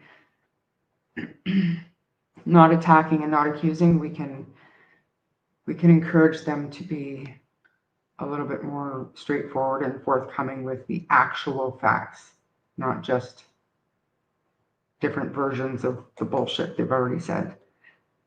117, hey Charmaine, mods, chat, good to see you. Hey Women's Warrior, thanks for being here. Number 117, that is so nice, thank you. From a legal standpoint, I would not speak to Belinda's lawyer either. He would be advised not to, though he hasn't shut up online.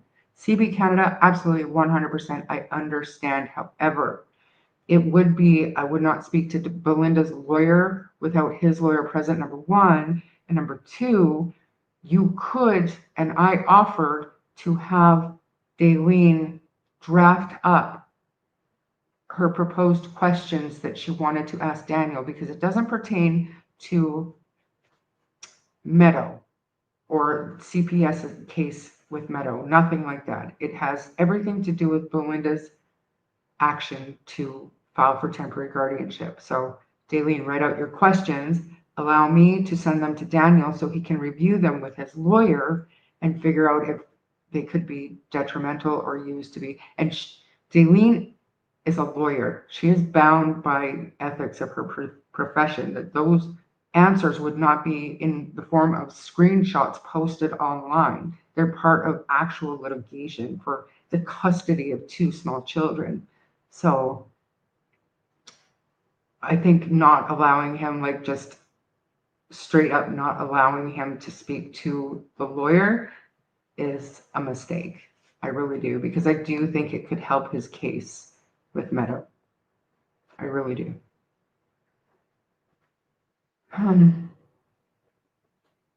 Oh, are you going to call me out here? CB, thank you. The whole devil's advocate thing, I'm always doing regardless of where the information comes from. Not just anti-Daniel. I prefer receipts only. Yeah. I thought for sure you were going to call me out there. Thank you for not. How did Daniel know for sure Lilly wasn't sick if he just saw her for a brief second when she opened the door?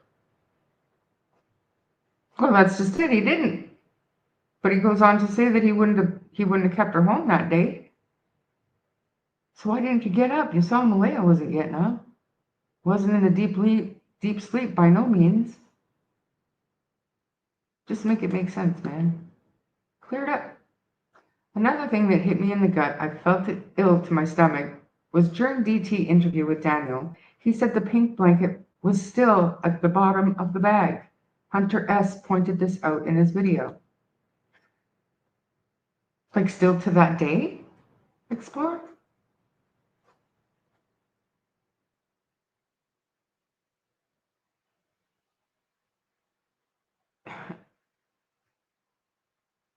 According to Kent, garbage there gets picked up every 2 weeks, and if the blanket was related, then the RCMP would have taken the whole thing.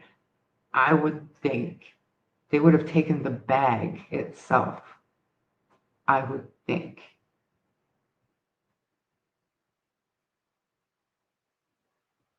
Am I just crazy for thinking that? It's kind of like in the Delphi case when the crime scene investigators, didn't think the sticks that were on the bodies were of any evidentiary value, which was ridiculous on its face, considering it was the only thing on the scene that you knew for 100% certain that the killer had laid his own hands on. But it was of no evidentiary value, and they had to go back and collect it a couple weeks later. So it's not like these investigative mistakes aren't made, but I guess it would depend on how seriously they took the whole blanket situation. Daniel is the one that had to convince them how important it was to the investigation, right? We did hear that too, right? The fuck, Daniel? Make it make sense. Thanks, Squid. No way would Malaya's family, who rarely ever saw her, know about any blanket, much less plant it. I picture an RCMP officer looking at Daniel straight in the eye saying, sure, it was planted. I mean, I've had the exact same vision.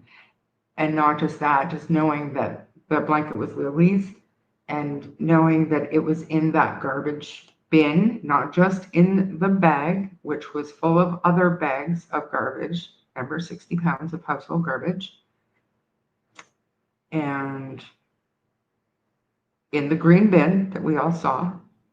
So whoever went in and got that blanket knew the small piece of blanket was in there, knew exactly where to open up the bag, clear or not, mixed in with garbage. Come on, guys. Make it make sense, because it doesn't.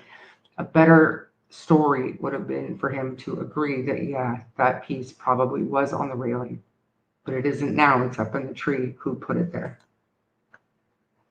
Walking the doggo, but listening? Thanks. Do you carry poop bags with you? I'm just wondering, because 90% of the time I forget mine and I feel like a jerk. And yes, that means there have been times where I have humiliated myself and not picked up after my dog. I have gone back a couple of times. It doesn't happen often.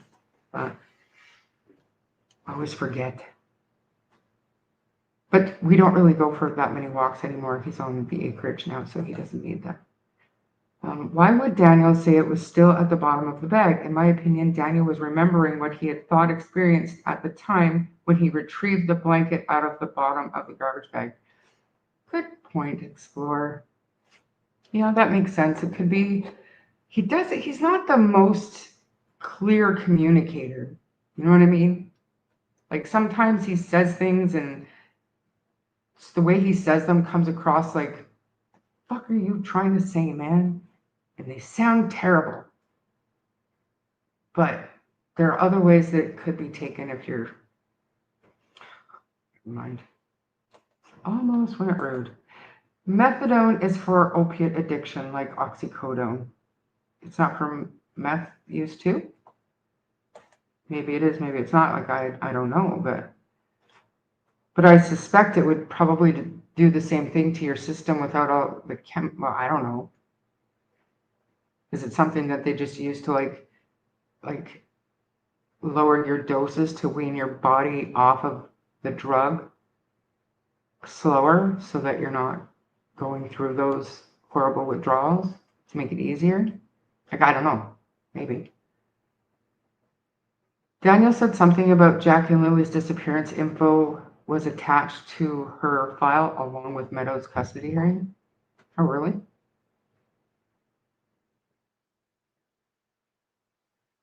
I wonder if that's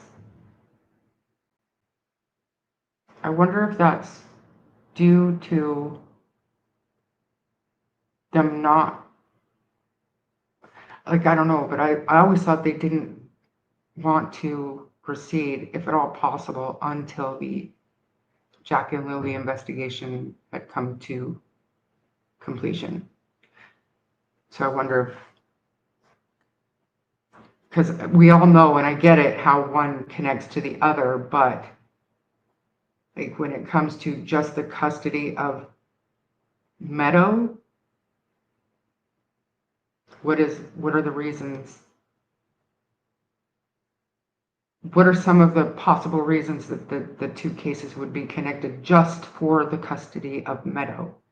Would it be mistreatment? Would it be neglect? Probably a little of all of the above. And Explorer thinks it was a slip up when he said the blanket was still at the bottom of the bag.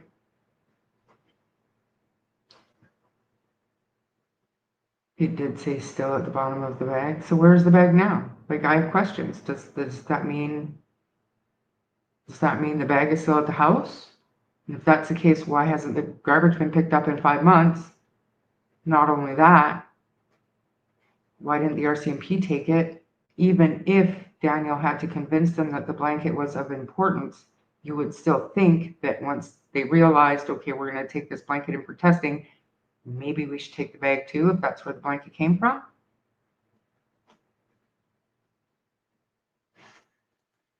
Join the club. I'm confused as to why Belinda is seeking guardianship. Okay, so Missy, here you go. Her intent in filing for guardianship is, number one, to provide a safe place for them to live if and when they're found. But if she is the guardian of Jack and Lily, then that makes her privy to all of the investigative information that whatever blood relative is getting that information now. Right now, only one blood relative is getting regular RCMP updates. So she would be more in the know of what is going on with the investigation. And she also believes that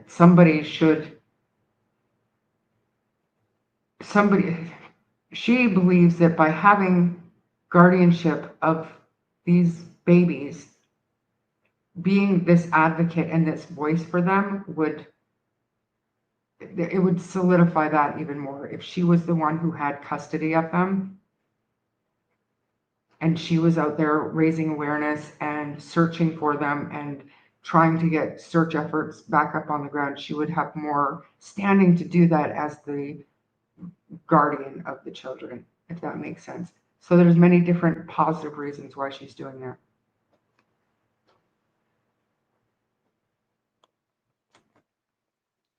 Malia and her family were all too quick to point towards stranger danger,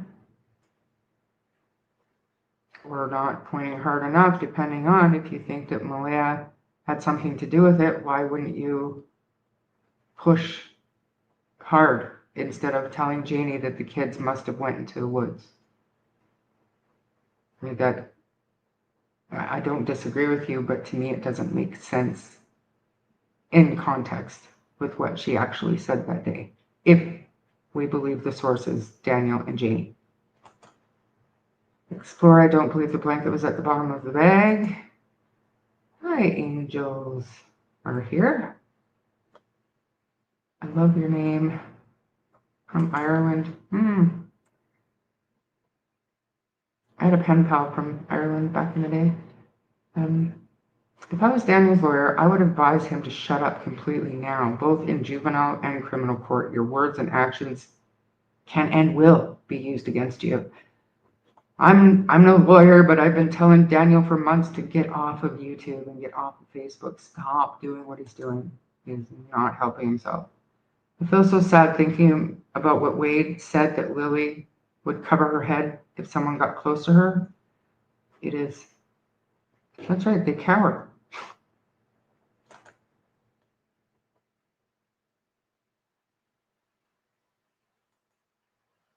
In my opinion, it seems like Daniel is more at ease now, knowing it's been 5 months and no one has been arrested yet. And don't forget, he's got the polygraph results to back him up.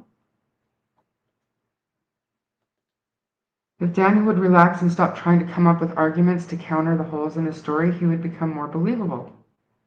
He might have done too much damage at this point. I agree with you. Janie said that that's where the blanket was supposed to be found, but yeah, she stumbles a lot over her words. Certainly does. Joyous, I wonder if a piece of blanket was ever in the garbage, perhaps in the kitchen trash? So many questions. Well, Joyous, according to Daniel and Janie, the way they made it sound, and they haven't pieced it all together, but in my mind, I remember Janie saying, I know Daniel put that blanket in the garbage because I remember telling him not to pack it too heavy. And Daniel was laughing and chuckling, and he said that the bag of garbage was like 60 pounds. So maybe a 60-pound bag of garbage was in the kitchen? Maybe. But I don't think so, because he said it was in the garbage bin, and he showed us where the bin was. And there's that video of the bin. So, exactly, but it sounds like he only has a family law lawyer. Same with Malia, it's only a family law lawyer. I accidentally hit end, so sorry. Anybody that's in here that just came in or whatever, hi. Hi. I'm trying to remain quiet. I'm overtired. So happy to see your own channel. I'm really enjoying your channel. I appreciate that, Pam. Thank you. Why does Daniel think we believe the RCMP is telling him anything? He has not legally anything to do with these babies. Daniel believes that we believe because Daniel said. So of course we believe it. That's no offense to Daniel, but that's just the reality of where we're at. Now, if he were to clear some of this stuff up, maybe I'd change my mind. You never know. I'm already decided to give him the chance to clear it up without judging him, without accusing him, nothing. Because they could be simple mistakes. Maybe he simply got confused over and over again. Cheryl tried to tell us the blanket was on the railing. She did. And to me, wouldn't that be an easier scenario to run with rather than trying to lie about somebody cut a bag in this 60-pound garbage bag that was in the green bin, and these people never been to the trailer before, and they didn't know the LOL doll blanket belonged to Lilly, but somehow they knew that that blanket was in the garbage bag that happened to be in the green bin. And with people searching for the kids and on the property all day that day, they found time to sneak over to the garbage bin and put their hand in and take it out, and then sneak up towards Earl's and plant it in a tree kilometer down the road. And then had time to sneak back into the house where Malea's family never left the property to search, never left the trailer to help search. So just please make it make sense. And I'm sorry that was such a run-on sentence, but that's how it sounds in my head when I run through this blanket bullshit. It's how it sounds in my head. It's just nonstop drooling, stupid. Hi, Drippy. Nice to see you here. This is not alive about the blanket. It's alive about whatever, but we've been hoodwinked by that fucking blanket again. Maybe they were so neglectful that they have no idea what the kids were wearing if they ate. Maybe they didn't even see them. They had no idea when they left because they didn't even check on them until finally. Their lazy asses got out of bed. Maybe. Who can say no?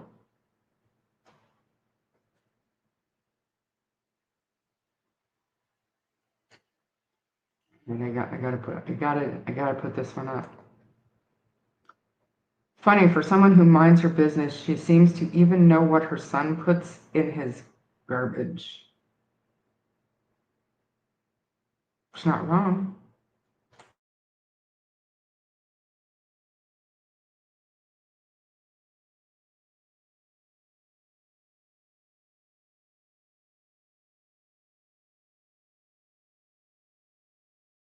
And I know there are quite a few people who are kind of talking about Janie, hearing them play out in the swing set, and then we saw in the interview, whatever, the swings were wrapped up and they had new duct tape. And I saw a picture today, actually, here, and I believe the picture was taken during the first set of interviews on May 3rd. That the swings were down, right? I don't think these are new pictures. Would I be wrong? I don't know if you guys have seen these pictures before or if they're new pictures. Let me know. But I don't think they are. One sec.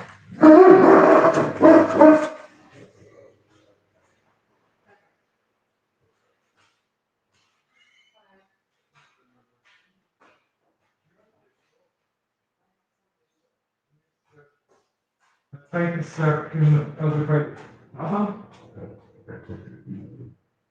You can keep this one for whatever. think I can put I'll be out of it right now. it. Help yourself.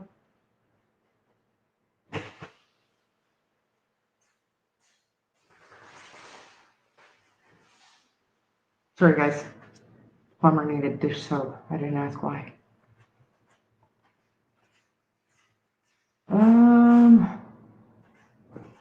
Nobody wants to. There we go.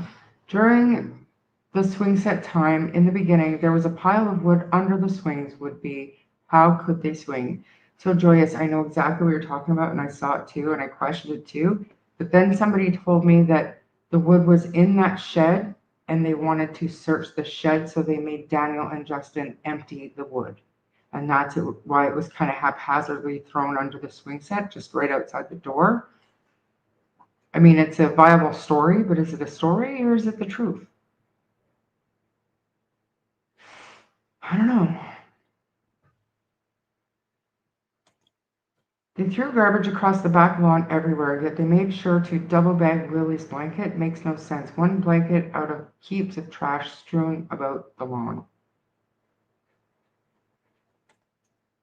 I hope Belinda is successful with guardianship because we may finally see advocacy for these beautiful kids, and she will do everything possible to achieve every resource available to them. It's got a lot to do with it. One of the things that does concern me about the blanket is that Daniel admits to lying about it to protect Malaya. So what else would he lie about? This is a discussion for another time because Daniel is saying he didn't lie and that the blanket he was referring to when he said it wasn't Lily's was a different blanket. And of course, that has just come out through the DT show. So I don't know what to believe, but I definitely want to talk about it and bring it up in detail because that is a comment of mine that happened to be deleted on the DT show. So what are they hiding from? Why aren't you clarifying it for me? Because I'm clearly not the only one that picked up on it. Yeah, I want clarification when the pic was taken, Joyous. If it's accurate, really puts Janie's narrative in doubt. Really? Is that it? To check pipes have no leak. Okay, I don't remember what I said, what that would answer.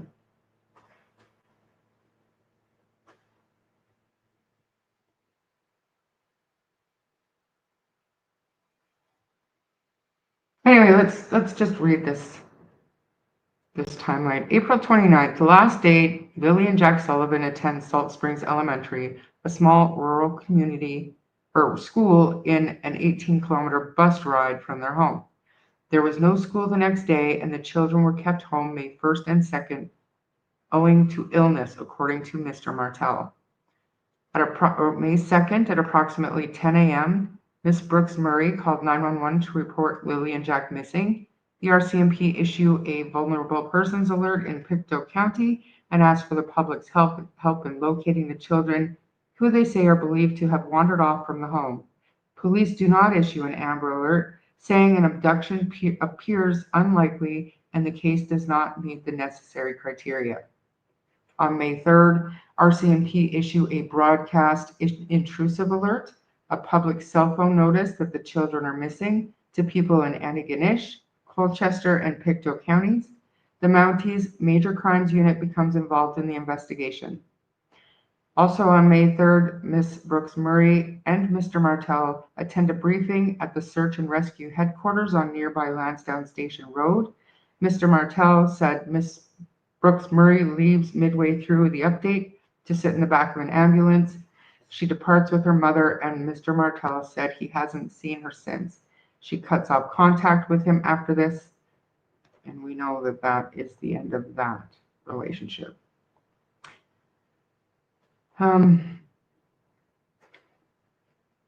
So here's just a little map. We've all seen maps ad nauseum in this case. Rain complicates the search efforts. As search rescue teams work through the dense forest and boggy conditions, drones equipped with infrared technology are used at night to look for any traces of the children. On May 4th, Mr. Martell speaks to the Globe and Mail about what happened on the morning the children went missing. And he said Lilly came into the room multiple times. I seen her that morning, and Jack was out playing in the kitchen. I'm guessing they slid open the back sliding door. It's almost like silent to hear it sliding. What? That doesn't make any sense. It's almost like silent to hear it sliding. They slid it open. The boots were right beside the door, and they proceeded to, I'm guessing, play outside. They must have got out through the back fence, and then they were gone. As soon as I seen they were gone, immediately jumped in the car and did all the dirt roads, all the culverts, checked over the rivers and streams. As soon as I got home 10 minutes later, I headed out on foot.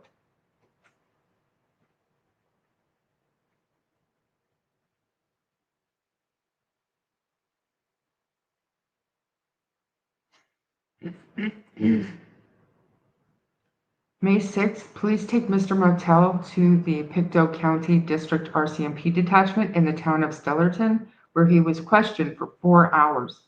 He said he was asked to go over details and timelines to the minute and draw on maps where he thinks the children could be. They're easy on me because they know I'm telling the truth about everything. That's not how that works, Daniel. Just a tip.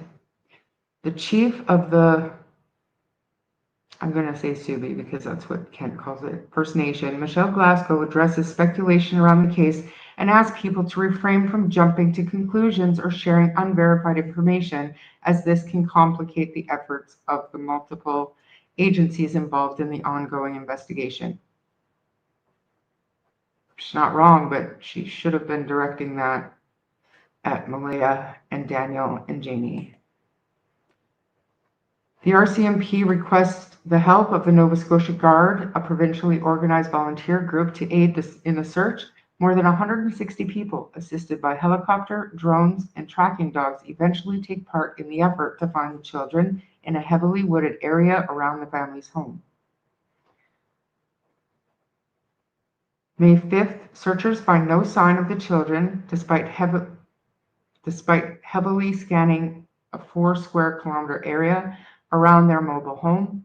A report that a child's boot print is found nearby sparks some focused searching in that area. At the mobile home, an RCMP officer shows Mr. Martel photos of items in the woods during the search, including a pink blanket. At the time, he denied the blanket belonged to Lilly. Also on May 5th, searchers find no sign of the children despite we just did that one. May 6th, police take, my StreamYard thing is in the way, just a sec. My screen is a little bit different than yours. I gotta take something off, just a sec. Take it off. All right, I might be able to see it now on your screen. Police take Mr. Martel to the Pictou County District RCMP detachment in the town of Stellarton, where he is questioned. What? Did I read that already? Yeah, I did. Okay, so Amy Hansen over here of Colchester County Ground Search and Rescue says the search has been exhausting and thorough despite the difficult terrain, and that volunteers are not giving up hope of finding the children. On May 7th in the morning, RCMP arrived at the home and asked Mr. Martel to hand over his phone, which he said he did. When asked about how police are investigating the children's disappearance, maternal grandmother Cindy Murray tells the Globe, "We are not discussing anything right now. The police told us not to."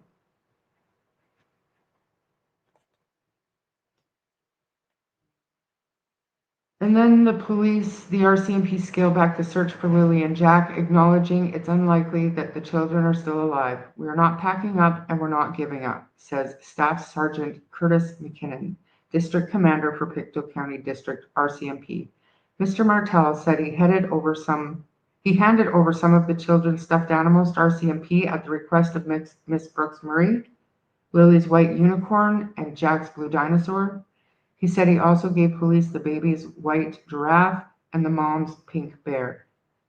Mr. Martel told the Globe that police advised him that they were bringing in cadaver dogs and RCMP divers to search nearby Lansdowne Lake. May 8th, the school board staff say teachers and students at Salt Springs Elementary have been provided with psychologists, counselors, and other resources to help with questions and providing calm coping strategies during this difficult time. May 9th, Lily and Jack have been missing for more than a week. Mr. Martel says he's been exceedingly cooperative with investigators. "I gave them everything from my phone. I asked for a lie detector test and drug tests. I'm the one trying to move this forward and give any information that I have." He adds that police are looking at the wireless router in the home to see who connected to the internet at what times. A large RCMP truck is in the area. Mr. Martel says RCMP scoured Lansdowne Lake from above by helicopter and also went into the lake but found nothing.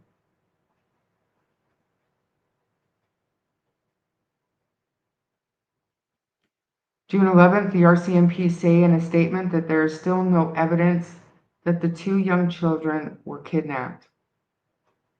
RCMP spokesperson Cindy Bayers also adds there have been no confirmed or substantiated sightings of the children since they were reported missing around 10 a.m. on May 2nd. The Mounties said more than 11 units of the National Police Force are engaged in the investigation and that they're using every in-house tool and resource, including digital forensics, truth verification and behavioral sciences units, legal support, and forensic analysis. They were getting help from the RCMP-run National Center for Missing Persons and Unidentified Remains, as well as provincial and municipal police agencies from Nova Scotia and other parts of Canada. Just see, this is the whole. Yeah, June 18th, Scott Armstrong, Nova Scotia's Minister of Opportunities and Social Development, confirms in an interview with the Globe that the agency had a file on the children prior to their disappearance, but declined to discuss the province's child protection system history with the children. Their stepfather said a home visit by a child protection worker was prompted by concerns relayed by someone at the children's school related to their developmental delays. So with that, I mean, it's all in the wording, right? Maybe it's got a lot to do with the 41 absences and developmental delays and the rest of it. The Nova Scotia, on June 19th, the Nova Scotia government offers a reward of as much as $150,000 for information about the disappearance of Lilly and Jack, who have been missing for nearly 7 weeks. And that was last week, because the Globe and Mail article, you have to be sub, so I just got these screenshots. So yeah, I thought it was a good article when it comes to the official investigation timeline. Do you know what I mean? Like it's not supposition, it's not conjecture, this is what happened on those days. It's pretty good. What do you guys think?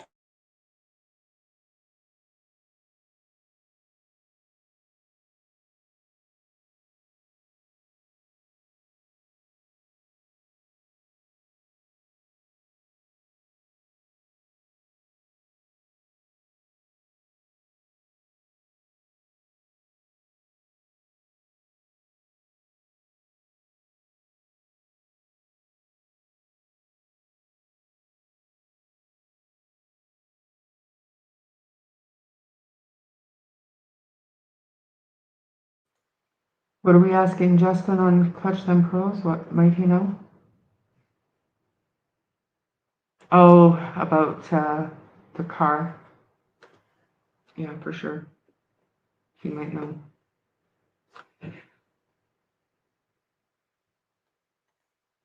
On DT's channel, Daniel said the CAS file on Jack and Lilly is closed. I don't believe it for 1 second. I'll tell you this, if it was, it's not anymore. For sure.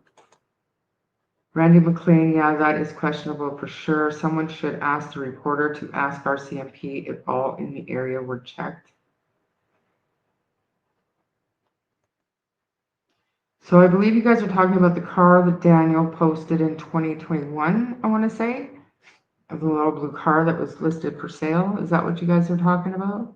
Did Justin ever find out if, Clutch Them Pros ever found out if that car was still there or if they were successful in selling it?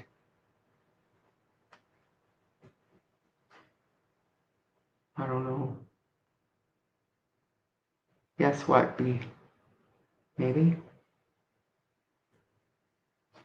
Yeah. It'd be nice to know if the children left on foot the night before, how far would they have gotten? I don't think that would match how far they could have traveled.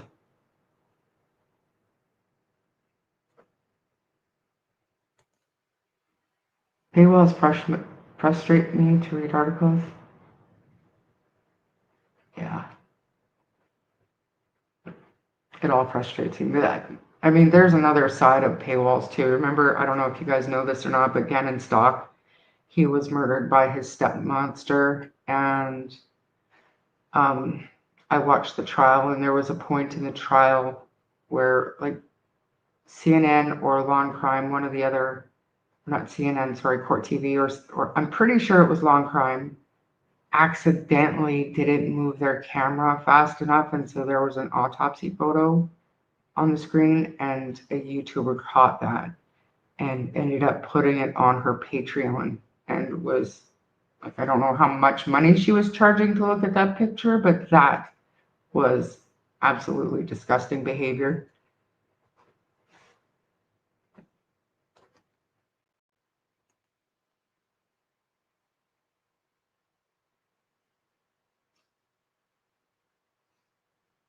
I don't know what to think. My gut tells me that Daniel knew Malia was planning on leaving him. Agreed. And then something happened to the two kids that weren't his because Malia has not said anything like that. But I keep asking, is it possible that Malia was told or asked not to share certain information? And to try and ensure she didn't slip up to the public, she was just not talking. Is that possible? It still does not excuse not advocating or hosting or looking for her kids. Still doesn't excuse that, but is that possible?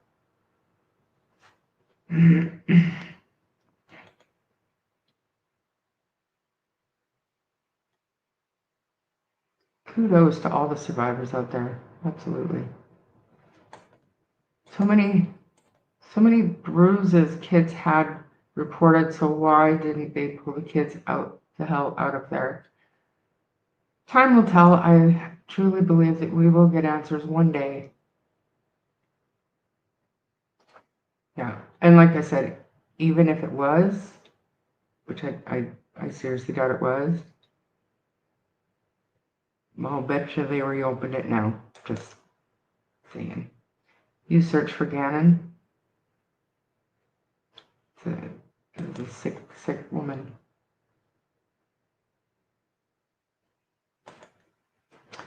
I don't know. Malia said in her statement it was her, not Dee, who saw Lilly that morning. She said Dee was asleep the whole time. So if anything, makes her look sus.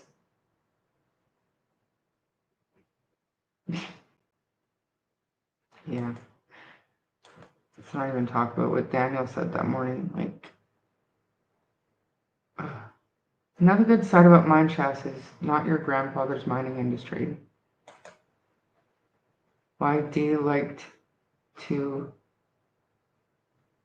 us over that one lied. Charmaine, that's what I have thought as she followed the exact advice I would give her as an, I know it has something to do with domestic violence advocate, but not advocating for children even via third party puzzles me. I mean, there's no rational excuse for it. Right? Ask Charlotte what she would prefer you do with the link. What link? Who's Finn maybe? I'm missing something. I don't know who that is. Explore. I'm so sorry. I'm trying to hit them all. No? All right.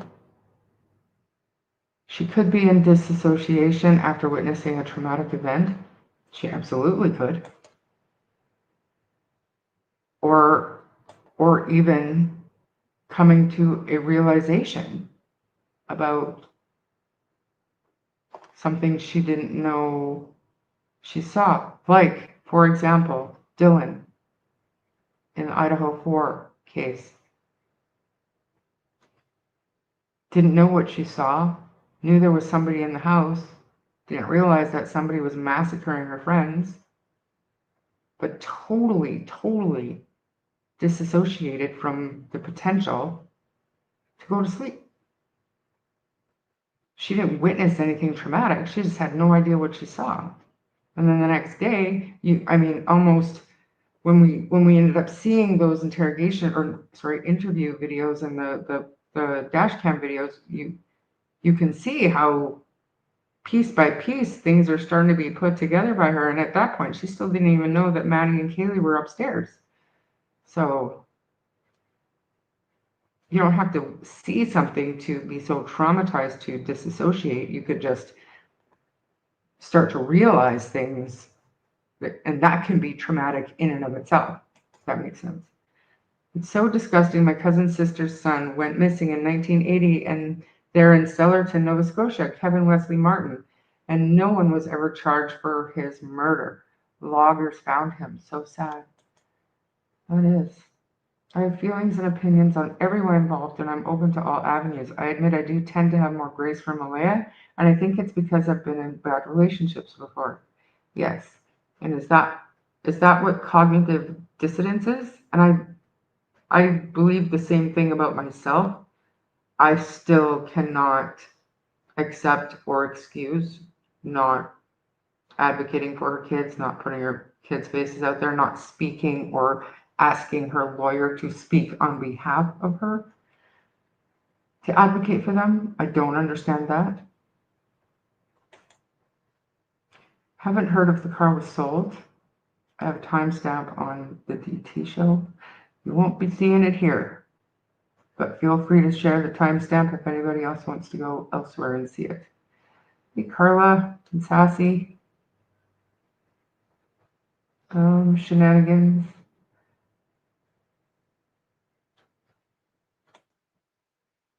Did you give one? She could be, yeah. You read that.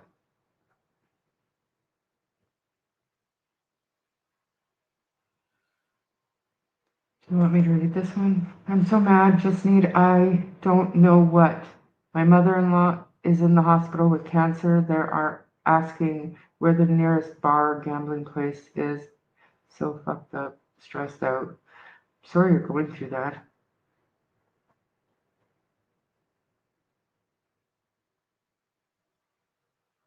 Some people cope in different ways. I'm not making excuses for anyone, but you take care of you, and you grieve and deal how you need to grieve and deal, and don't let the actions of others affect your own well-being. Maybe Malaya was abused, addicted, and afraid. She said something to her mom that triggered departure. Maybe she is only talking to the RCMP. I'm surprised if she's broken family have not appealed on her behalf. Me too. Or her lawyer issuing a statement that there's no reason for it. Sounds like they didn't sell it. Daniel claims subscribed the same car in the DT. You in the DT interview, why don't you just marry him, Wolf? Just kidding. Can I share a link of the maps of mine shafts? Absolutely. You're a mod. You should be able to do whatever you want in this here chat.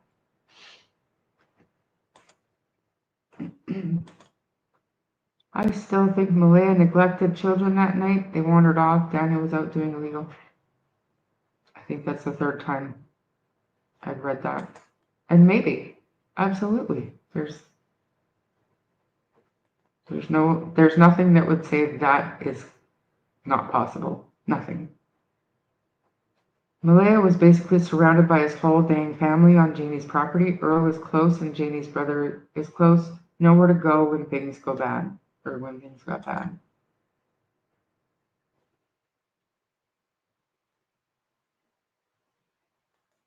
Daphne says from her understanding it wasn't sold, but she could be wrong.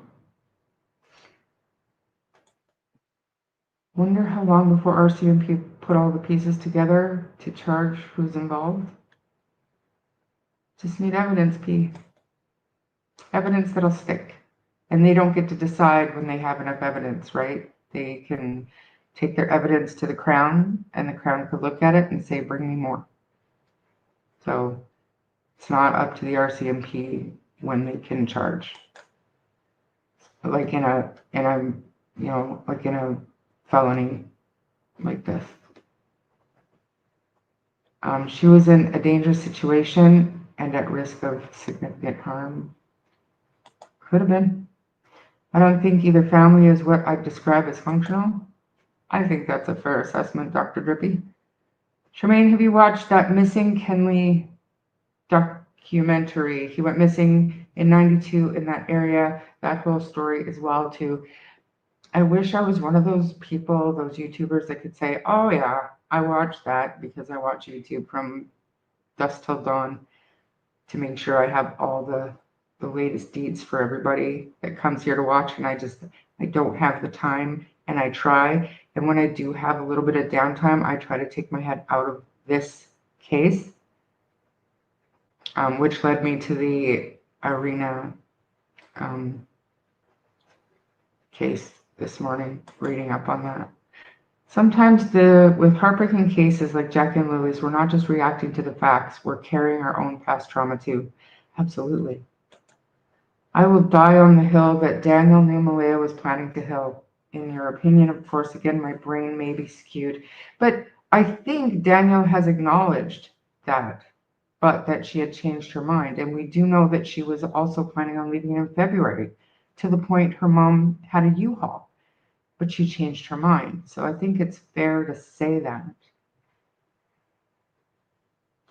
What about Michael Donahue, never found, from Victoria? That is a bizarre case. Sassy, same with Dylan Eller. Crazy, right? And now we've got Darius McDougall. I mean, it's more likely, I think, unfortunately, that Darius fell into that waterway, but it is tragically similar that these just small children with autism are just vanishing. If you believe these kids had autism. Okay. How do I get this tip? Like, how do I get this? Can I don't know if I can. Crepes. I don't know how to, it doesn't let me click on it to open the link. Let me just, hang on. Hang on. I'm gonna have to type it longhand here. And Nova Scotia.ca/NAP/BP/download/BP0.ASP. Wonder if that'll work.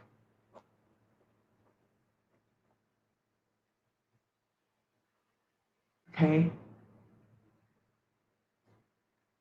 Let's stop sharing this one and start sharing that one.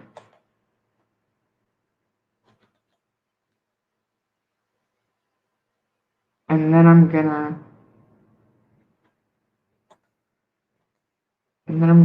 move on to Iryna'S, so that it's 2.5 hours. I don't like that Sunny makes fun of me for being longer than her lives. But my lives are long because I'm answering everybody. I'm talking to you. We're chatting. It's like we're having an afternoon coffee and bullshit.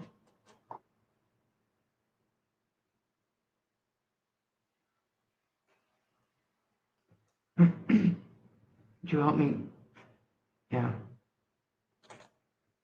Sometimes accidents happen, it's true, but there's no running water right around their place that would have washed them away like other cases. They should have been found if accident occurred. Cannot agree with you more.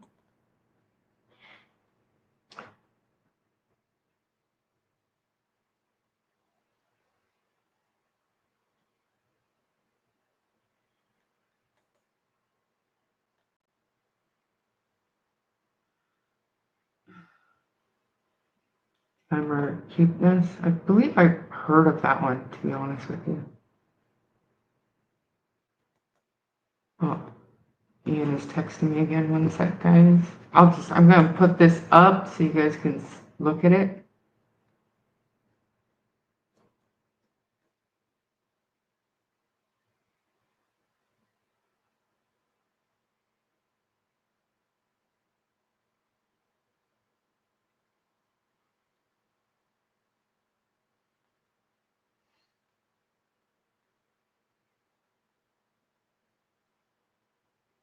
Right.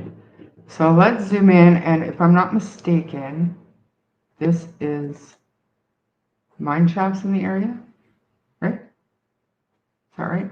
Or zoom? Go one, maybe one more. There we go. Nice and big. Nice and big.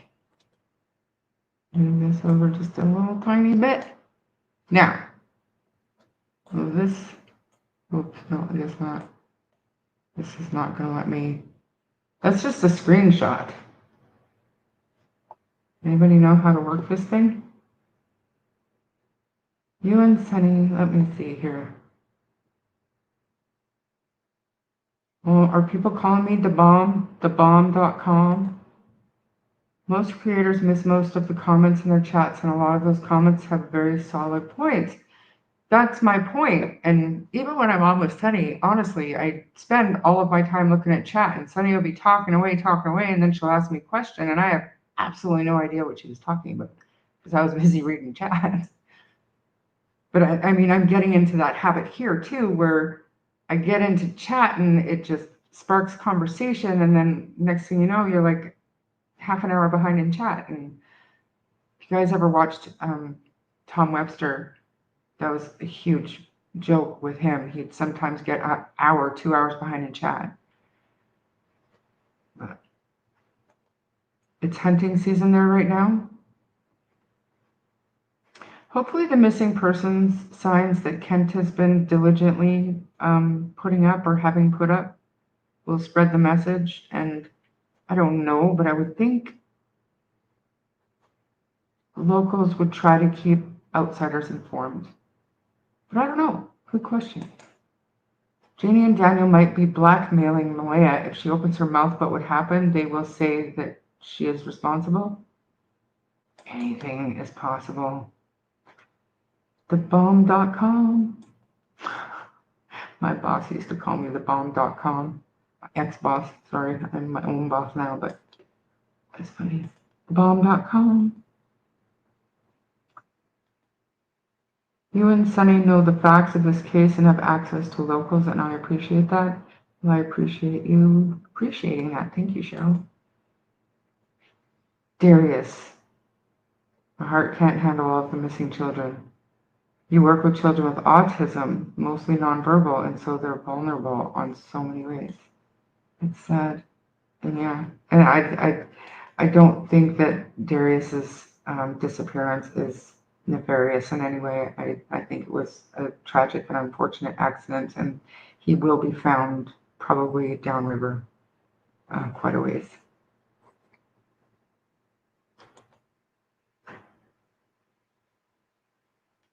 There is a brook on the, so from what I understand from Belinda, there is a, so if you go across the road, there's a gully with a brook down there. I don't think that's behind Jeannie's RV. But yeah, you're right, not enough to carry them away.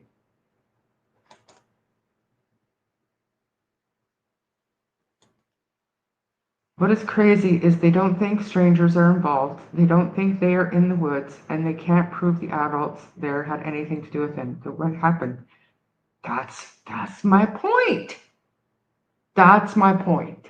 And if we can just get Daniel and Jeannie and Durwood, yes, even Durwood, to read those words and understand those words. And they don't think, and it's not that they don't think strangers are abducted. They have said they don't believe it's an abduction. And an abduction is anybody taking your kids off of your property without your knowledge or consent. That is abduction. Doesn't matter if it's a family friend, doesn't matter if it's their grandmother, it doesn't matter who it is. They don't have permission to take your kids and they've done it. That is an abduction, and the police have no evidence to show there was an abduction. Can we please start brainstorming other possibilities then? Because everything that everybody is trying to push and the theories that they have, the people that are involved, it's not working. We're not getting anywhere. We're we're going in circles and everybody at this point is so fucking dizzy and frustrated. It's going to become a mosh pit and I'm sick of it. Everybody just needs to, let's start brainstorming what could have happened. And this what we've got up on the screen is pretty important, although I don't quite understand, like, what is this stuff? Arsenic? Clay, coal, copper, all these different mines. And I wish, man, this is a sample. Open government sample. The data files have been compressed using ISARC into a single zip file.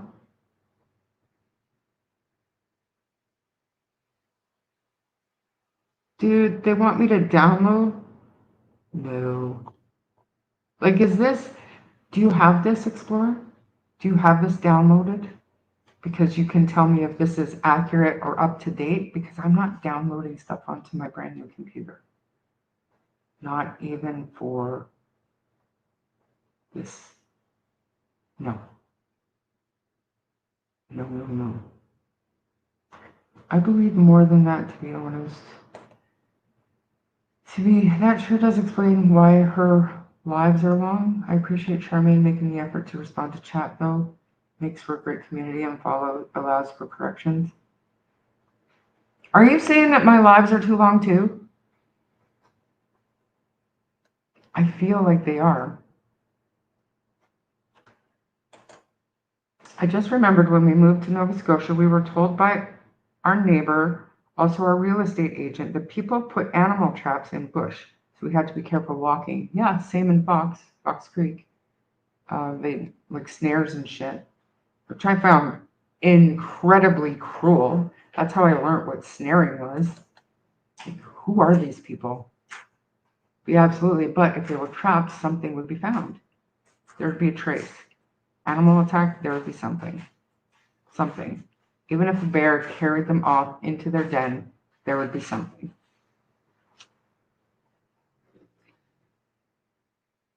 Many people don't realize how hard it can be to leave domestic violence. The most dangerous for a woman or her kids is leaving. It's not that easy. I wish people would be more careful. Yes, and not just when they're leaving, it's after they have left, right?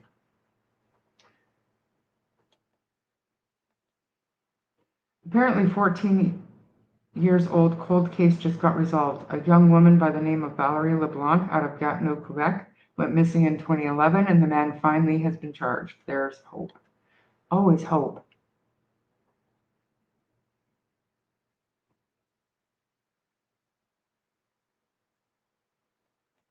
Hey, have they looked into all family and friends to see if they're hiding them?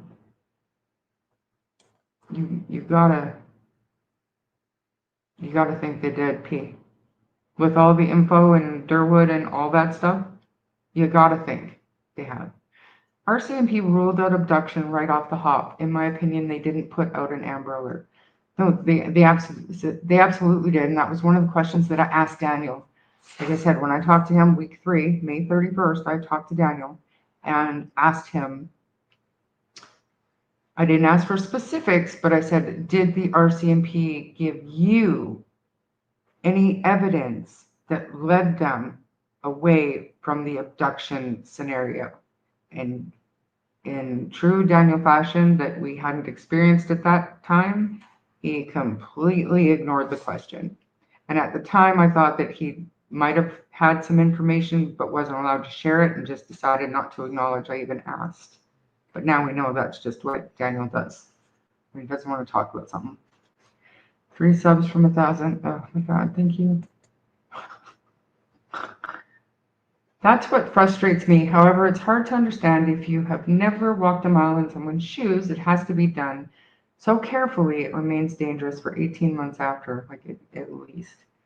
I know a guy who was still planning, like it wasn't like a daily obsessive thing, but anytime his ex was brought up or he would see her or something, it would bring those old feelings back and he would get rageful again. You know what I mean? Like There are some crazy ass people out there. And not just men go through it. Like right now, my partner is in trial with his crazy ass ex who was abusive, like crazy stuff. Both sides.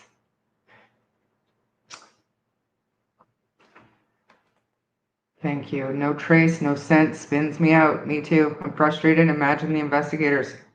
Well, we don't know what they know, right? And they could have a good idea and they're just looking for the right evidence, and hopefully not, because that would be, wouldn't that be kind of confirmation bias and kind of having tunnel vision and investigation and maybe pigeonholing yourself to not seeing the forest through the trees? Lack of a better term. Does that make sense? So hopefully the RCMP aren't thinking like that, but I'm with you. I'm right there. That area is known for trafficking. Shawnigan Lake, love that. What area is known for trafficking? By the sawmill? So I understood it's about a 20-minute drive. I could be wrong. Where's Kent? Or Durwood, because Durwood used to live right by that. Not what I was saying at all. Okay, you're going to have to refresh my memory. Remember squirrel? Don't remember. You're doing amazing. I really enjoy coming here. Thank you for being you. Thank you for saying that. Thank you. Where in Nova Scotia did she move? I haven't heard of random animal traps in the woods. Pretty sure that is illegal. Here in Alberta, you have to have a trap line. But still, who the fuck are these people? No offense if you're a trapper. I just find it abhorrent behavior. Get a gun. Want to impress me? Go hunt a grizzly bear with a knife. We get 10 of them. There you go. Strap knives to your fingers and go fight a grizzly bear. I'd be impressed if you won. I do not have a problem with the longer lives as long as we accomplish something and focusing less on the drama surrounding the case. Right. Oh, that's what you were saying. I can add. Yeah, I don't want any of the drama. I don't mind bringing it up to address it, but that's not where our focus is. Our focus needs to be on brainstorming different ideas. And I'm still waiting for, is this what we're looking at here? Is this accurate? I don't want to download. So if somebody has this and wants to download it and feels like joining me on a live sometime so we can actually go through it thoroughly and accurately in the right area, because I believe that this is up, like, I don't know for sure, but I believe this is up towards Cape Breton, isn't it? And then across, isn't that PEI? Like, I don't know. And Cape Breton would be off to the right of the screen. And Pictou, isn't that like the bottom? Like, I don't have a clue what I'm looking at, so.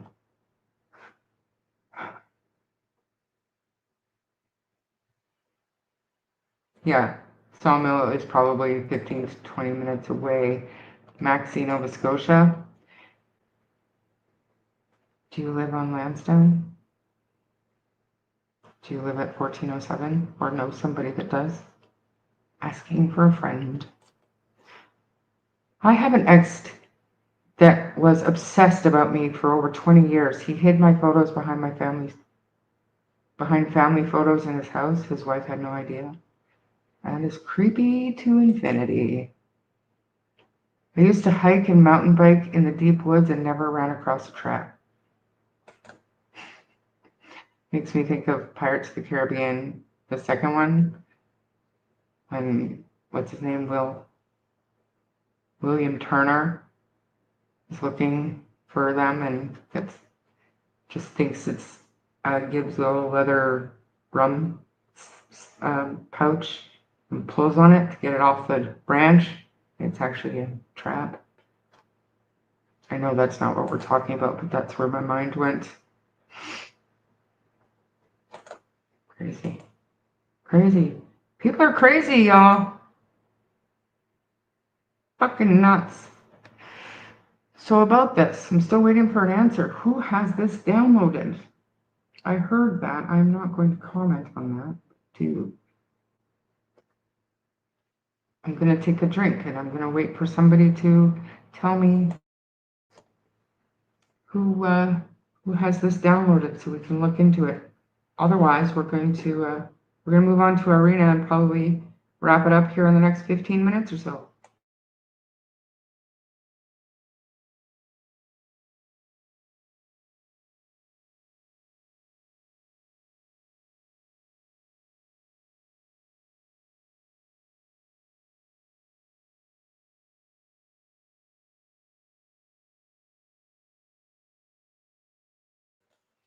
Okay, do we know if sonar was used to search bodies of water? I am not aware whether it was or not. I thought of that actually yesterday when I was talking to somebody about the cadaver dog search.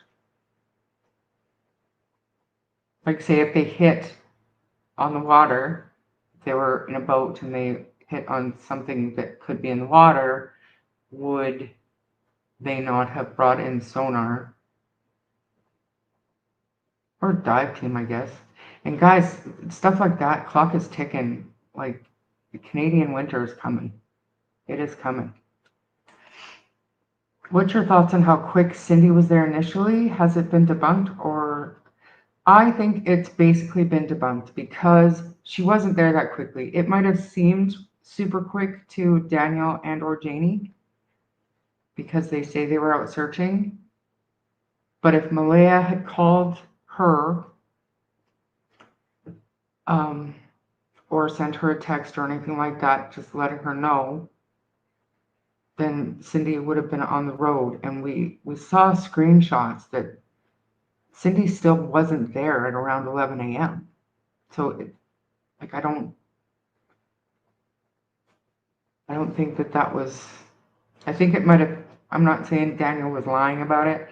I'm thinking that he just didn't have any concept of time at some point that day.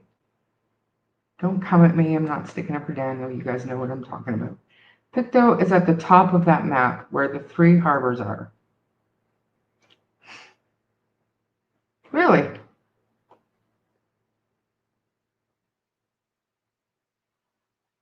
Okay.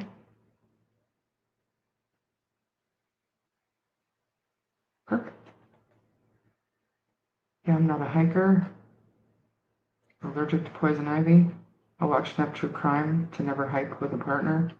You might just fall. Right? We're getting pushed.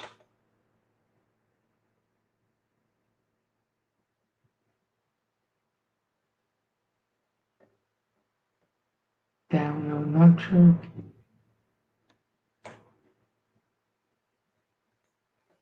Oh, we did that before. Not your grandfather.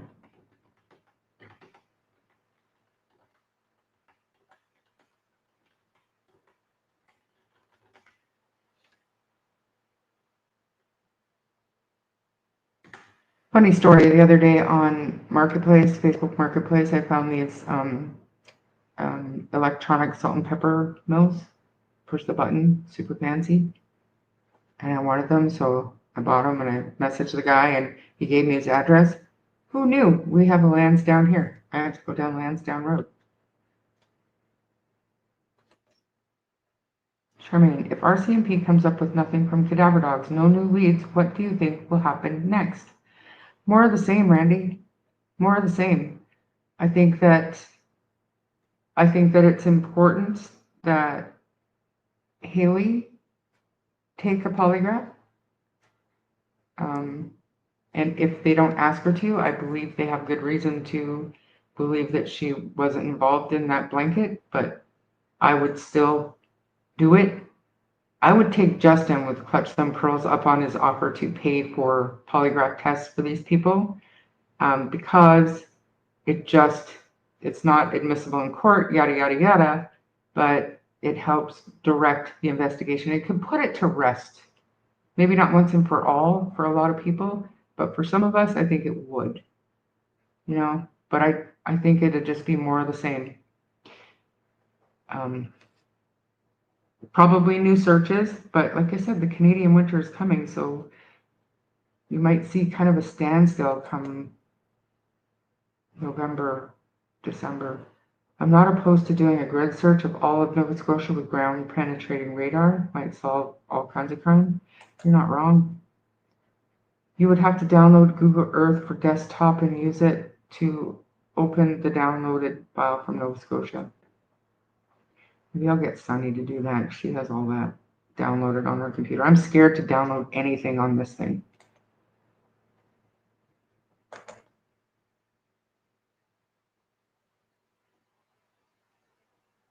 What's that show called? That's in Nova Scotia.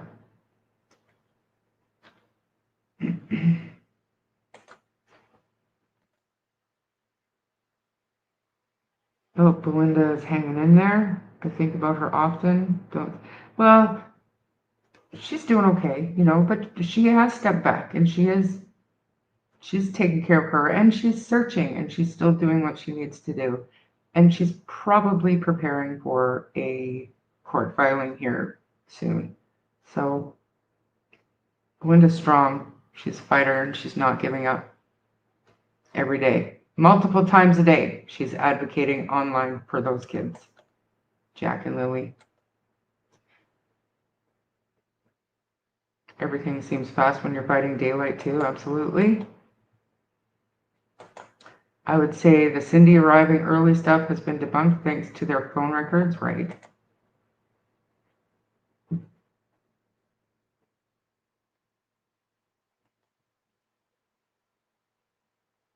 You travel Lansdowne Road often? Do I know you? I've never seen you in here, so I'm not like quizzing you up or anything. I'm just wondering.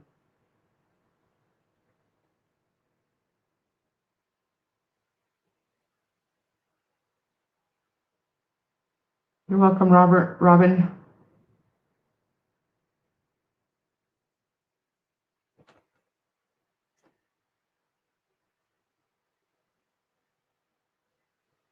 Read. Cindy said she didn't get the call or text because she didn't have her cell phone. Yeah, and I believe, if I'm not wrong, Patty let her know, right? She heard from Patty and do business over. Do I know you? I think I do. They don't like D makes them evil because of it. Am I getting trapped in your chatting again? Because I feel like I'm lost. I believe poor kids got into drugs and that Daniel, Malaya, and others covered it up because, come on, Dan or Janie or Durwood, any extended family would want the reward. They're all in it by now. I don't think Malaya's family is involved at all. They are staying quiet because they are just as perplexed as the rest of us about Malaya's behavior, but the family has loyalty. Maybe. Durwood should be polygraphed too. I mean, if Justin's paying for it, why not? I don't believe anything has been ruled out unless they have figured it out. Yeah, no, they've said many times everything is still on the table. Nothing has been ruled out. Pictou Harbor would be about half hour from Lansdowne Station.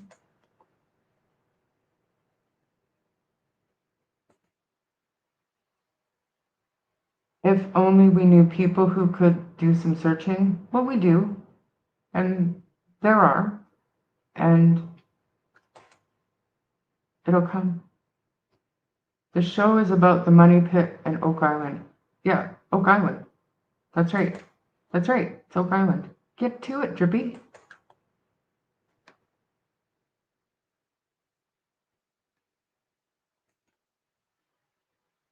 Thank God for Belinda. Say that again. And Angels are here. I don't think they're going to close the case until there's a resolution. But don't even worry about it. Totally understand about downloading. Yeah, I did that one too many times with my old computer. Mind you, it was 11 years old when I finally traded it in. But still.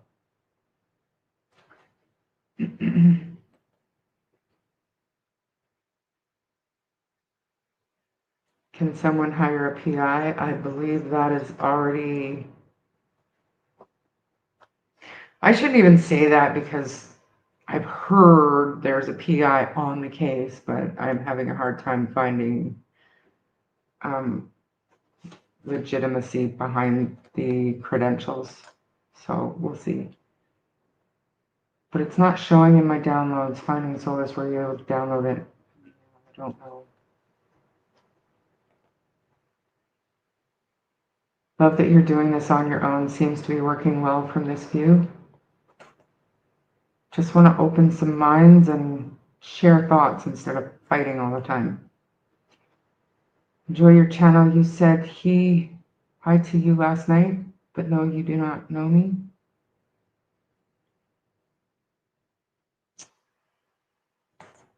I'm so sorry. I got menopause brain. It's worse than ADD, I think. Not diminishing anybody with ADD, but you just wait. If you haven't experienced this, you just wait. The worst thing is, like Ian always tells me, start using your notes app on the phone when you go to the grocery store, because I go in there and I will wander around for half an hour trying to remember what it was that I bought that I needed, and my cart will be full and I'll spend $200 and I'll come home and I'll forget what I went there for. And that is not a lie or an exaggeration. Just wanted to point out that it is a government-sourced website, so it should be safe to download. Okay, fair enough. I'm not going to play with it right now on a live stream. Be here forever. Cindy sent me a message and she is heartbroken, and every day for her grandbabies to be found and brought home. Right. And I also heard she had said to somebody along the way that if she believed for 1 second the children were alive, she would be out searching. So, and that doesn't mean that I think she has information that we don't. That just means that I think we know where her mind and heart is.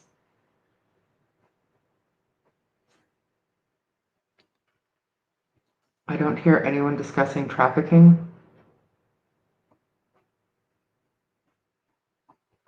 I've heard talk about it, but nothing to substantiate even any rumor, right? And we pulled up that government stats sheet from 2024, and there were 0 cases of human trafficking. And that doesn't mean it didn't happen. That just means they weren't able to trace any disappearances to human trafficking in Nova Scotia.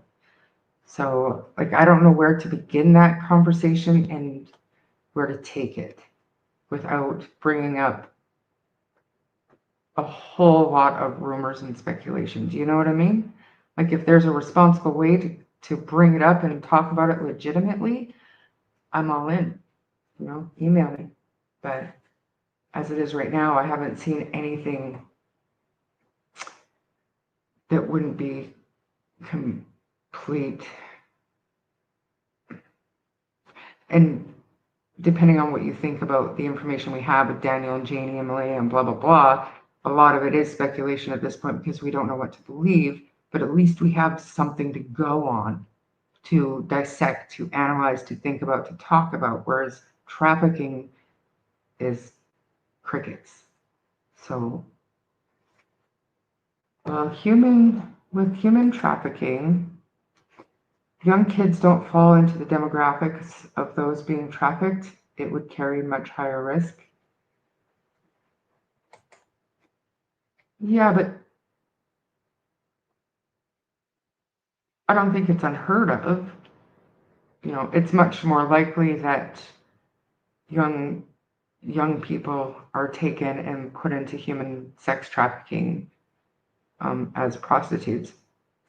But I know in some overseas countries, child sex trafficking is a big problem. It's just there's no information, or even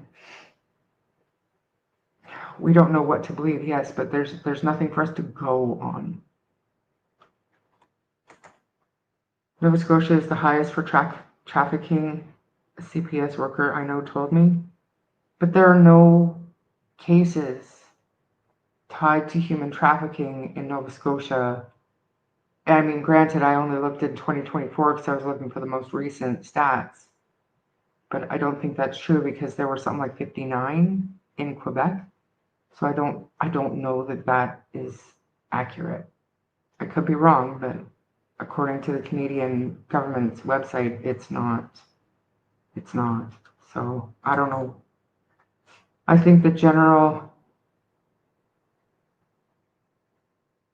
gist, I don't know what that word is, CB, is that nobody wants to think about it. Also, that is something that police would have to deal with, and we could not prove with any amount of speculating. If we are to think about and try to start a conversation about trafficking, even like sex trafficking, to me, that would have to allow us to think, to me, the absolute worst, because as wonderful as it would be to think that they were taken and they're alive somewhere, they wouldn't be alive and well. They would be living a hellish existence. So without cause or reason to speculate, I don't know if it would do any good to bring that up in this community for any real conversation. Number one, because I know family watches this, and the last thing I would want to do is plant such a seed in Belinda's brain. She always has enough in her mind and enough people in her ear. I don't want to devastate her anymore by talking about that, unless we have something to go on. You know what I mean? I hope that makes sense. And I'm not trying to be disrespectful or to like push your idea off, because that's not what I'm doing. But at the same time, one of my main concerns is how our conversations in this channel affect Belinda, Chelsea, and everybody else who loves, cares for, and misses Jack and Lilly. Right? I think Wade might just be repaying info he heard and maybe not always remembered correctly. I think that's fair to say. Of course, because the elite will cover it up. Fair enough, but is there a benefit in speculating? I don't know. I don't know if that's the right thing to do. So frustrating that parents value themselves more than the babies they are to take care of. It does seem like they're preoccupied with clearing their own names in the court of public opinion, which means nothing when it comes to finding Jack and Lilly.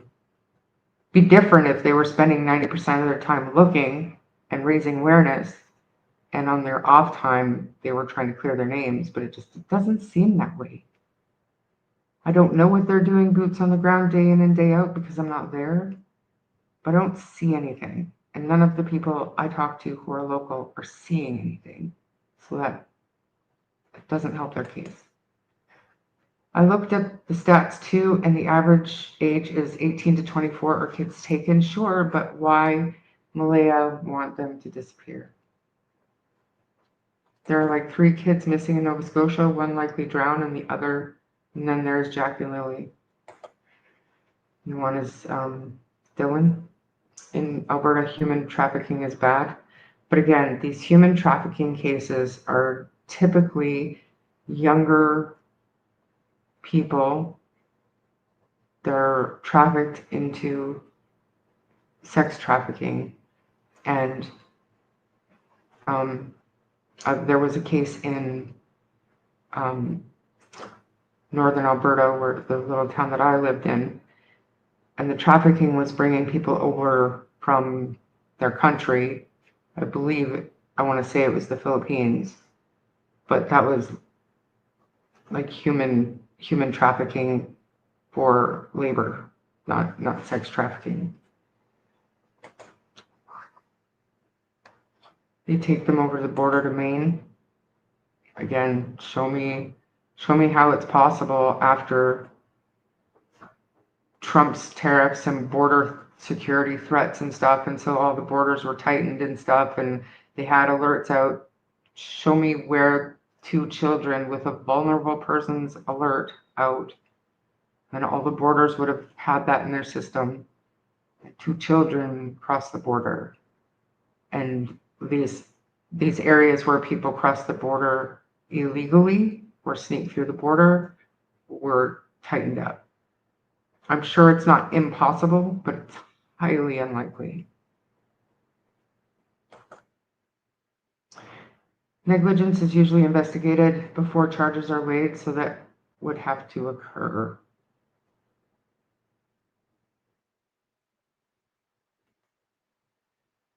Yeah, for sure. But it would have to serve the greater good. Like if they took them in, say they thought that Malia and or Daniel and Janie did something and they brought them in for negligence. The only thing that we know they were negligent on is their kids got outside first thing that one morning. Who knows if there's evidence of recurring negligence. So the best they could maybe do is a 24-hour hold, maybe a 72-hour hold, and then what? Then what? Do you think it's easier or more likely to get information if you're being friendly with somebody, like the RCMP are with them, working with them, cooperating with them, or allowing them to cooperate with the RCMP? Or is it easier to get information while you have somebody locked up for 24 to maybe 72 hours? You know what I mean? I don't know.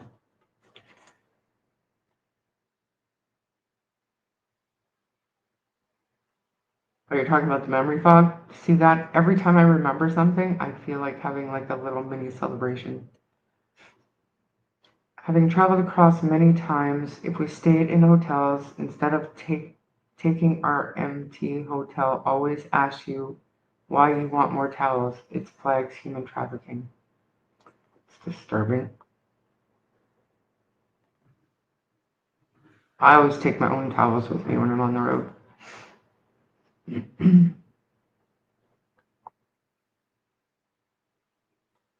Several people share the same alibi about hearing the kids that morning, but no one outside the group did. How would investigators test that timeline?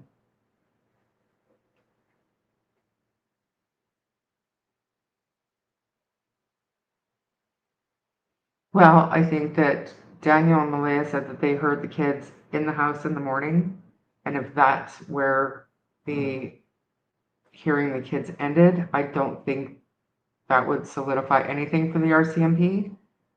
However, with Janie saying that she heard them and the time that she possibly would have heard them, I think probably lined up for them as plausible in the timeline, which made it more believable that the kids were outside playing and they were indeed heard. And does the dark web go? I mean, I have no way to know, but I assume so. But I mean, they have investigators like divisions that work the dark web. So anytime like a new child appears on the dark web, they run an investigation and they try to figure out who that child is and locate that child. Was getting kids to bed and got distracted. Definitely be replay crewing this after this again. Glad to see you're all still here. Thanks for coming back, Sailor. Is there not a current case of an autistic boy missing in Alberta? Yes. Darius McDougall. He went missing while he was on a hike with kids while camping with their family. And that is the terrain is terrible in Crow's Nest Pass, and there are fast moving waterways in that area. I do not think this is the same risk factor. Human trafficking can mean a lot of things: sex trafficking, border trafficking, worker trafficking, right? And when you're talking about children this age, there's not a lot of work that they can do. It's just not an avenue that I'm comfortable going down with such little information on it, considering who I know is friendly with the channel and comes in here, and how YouTube works. If I were to even start investigating it, who knows who can grab screenshots and say that I'm peddling this theory, and if it catches fire and gets legs, and I wouldn't want to be responsible for putting that seed into Belinda's brain, as if she hasn't already had to consider it. So that's a big fat no for me. Canada is still missing a lot of foreign students who came in on student visas but never registered for school. That's disturbing. How can power dynamics or control in a relationship affect the statements that people give to police? I mean, it's huge, especially before she left, and you could, I believe it's possible that Malaya herself didn't hear anything, and that she was trying to remember everything that Daniel had heard and everything that Janie had heard and when they heard it. And maybe, just maybe, on the Saturday after her family was there and she started to piece together that morning and realized that she didn't hear it and it didn't really make sense to her. And that's why she left. I don't know. Yes, Tammy, they did call off the search in the Crow's Nest Pass, if that's what you're referring to. If Malaya was leaving, wouldn't the safest thing to have been to put them on the bus? Or in her own car and drive away when Daniel was at work in 3 days' time? Stop it. I am the same, brain farts. Wondering what I went into a room for is a common occurrence right now. It's just normal. It's not normal for me to remember what I'm doing there. But the grocery store is becoming an issue. It is.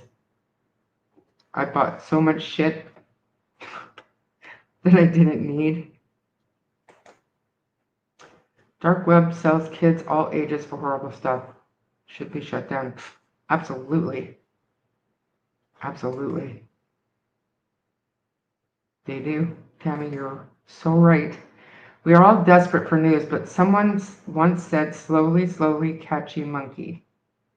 Let them relax a little, get confident, and just maybe there will be a slip.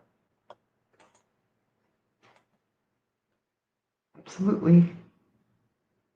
And I'm hoping that, with some clarity and clearing up some of the discrepancies and inconsistencies, we will have clarity. Should I have read that one? When I heard, I was like, what is with these parents allowing special needs children to go off unattended? The boy in Alberta was with 6 other kids. He was, and somehow got separated. And if you look at a map, it's not a small distance that he was separated where he was last seen to where the other kids realized he was gone. I mean, they were separated for quite some time, and it is very, very close to a waterway. So it's sad and not good.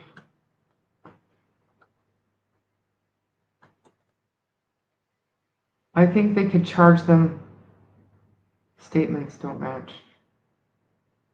Yeah, but you need actual evidence to make anything. And like I said earlier today and other times too, it's not the RCMP that decides if there's enough evidence to prosecute. RCMP can charge them all day long, but if they take evidence to the Crown and ask for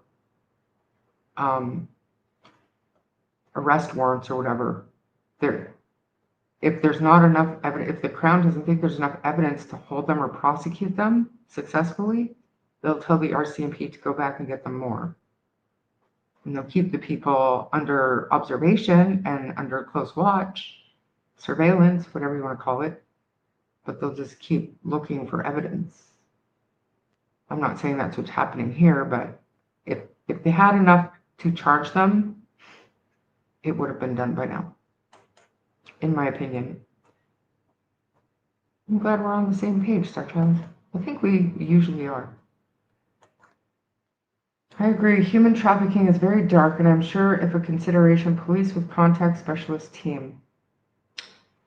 This case is dark enough. Going deeper with no experience, etc., won't help anything. I think it would harm. I think it would do more harm than good. Explorer, I can't find it. I just have my phone now. I'll try to. Okay, that's not for me. Okay, I have to be good and unplug. I'm trying this new thing called getting a good night's sleep. Good night, all. Hey, good night, Drippy. Thanks for being here. It's about time, but thank you.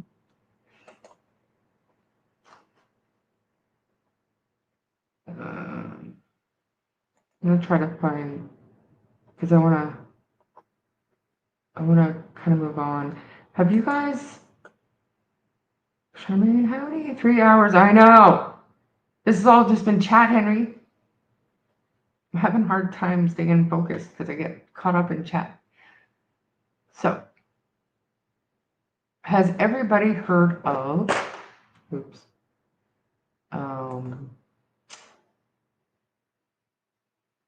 Iryna'S? Let me get rid of this, no offense, Henry. How do I, boom. So tell me, have you all heard of her?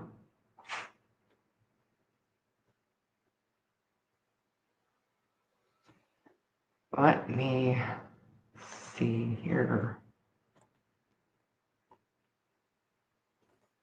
Does that look familiar to you? Just let me share. I'm not going to share the video, but I will share the screenshot of the video. It's a window, and it's this window. Just so we all know what Charmaine is talking about. Has everybody seen this video?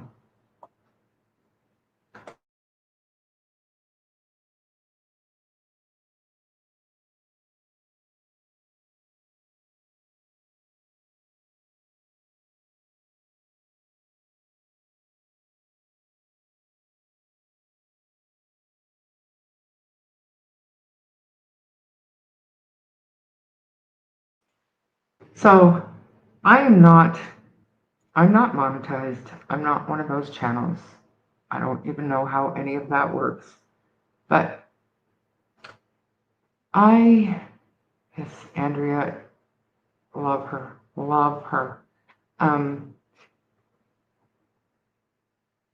But if there was a time to show this video, it would be me showing it here. However, I have more respect for you all than that.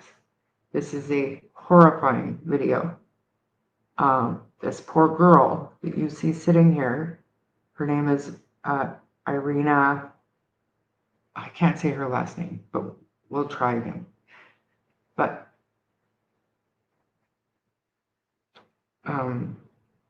I'll get to that. So the man that you see sitting behind her in the red hoodie, he ends up pulling out a pocket knife and attacking her, and what looks like hits her 3 times in the upper torso area here, hard, and walks down this way and then continues down the subway, all the while blood dripping off his knife. And Irina is shocked at first and then ends up kind of, I guess it looks like she's falling asleep, losing consciousness, and eventually ends up on the floor, and blood pools down here. And Explore, to be fair, absolutely, there were people that came to her aid, but a minute and 35 seconds went by. There are people sitting all back here. There's a woman sitting straight across from Irina. They did nothing. None of these people got up to help her. None of them. It is people from the other side of the subway that finally came down and saw something that happened and tried to help her, but by that time it was much too late.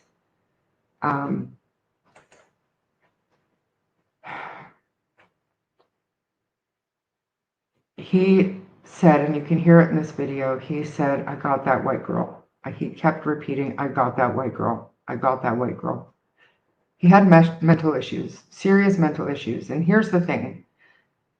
I believe it was a week before this happened. This man was released from jail on a no cash bond, basically a promise to appear, with serious mental health issues. Now, this girl was a Ukrainian immigrant. She was working and she was taking public transit to get home after her shift at the pizzeria, which she is still dressed for. It's absolutely heartbreaking and horrific story. The video was absolutely horrendous. You can still find it, I'm sure, on X, but he definitely was. So this was only a few weeks ago. Wasn't that long ago, right?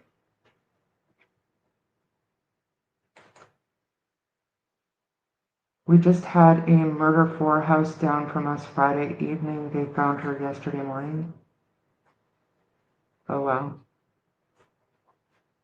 Did you catch the person?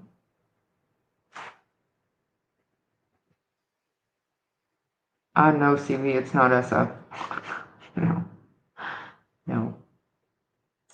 Although SF does have credentials, so it'd be more than this person that I could find on this person. So we'll see. Megyn Kelly on Fox, I want to say, she was angry. It was the same day that Charlie Kirk was killed. That morning she was playing the video, and she played it from beginning to end because she was angry. She thought that censoring it or feeling any kind of empathy for this man because he had mental health issues, and that's people were steering away from the racial motivation and not even talking about what had happened to Irina. So Megyn Kelly got angry and she played from beginning to end, and that was a very powerful segment that she did.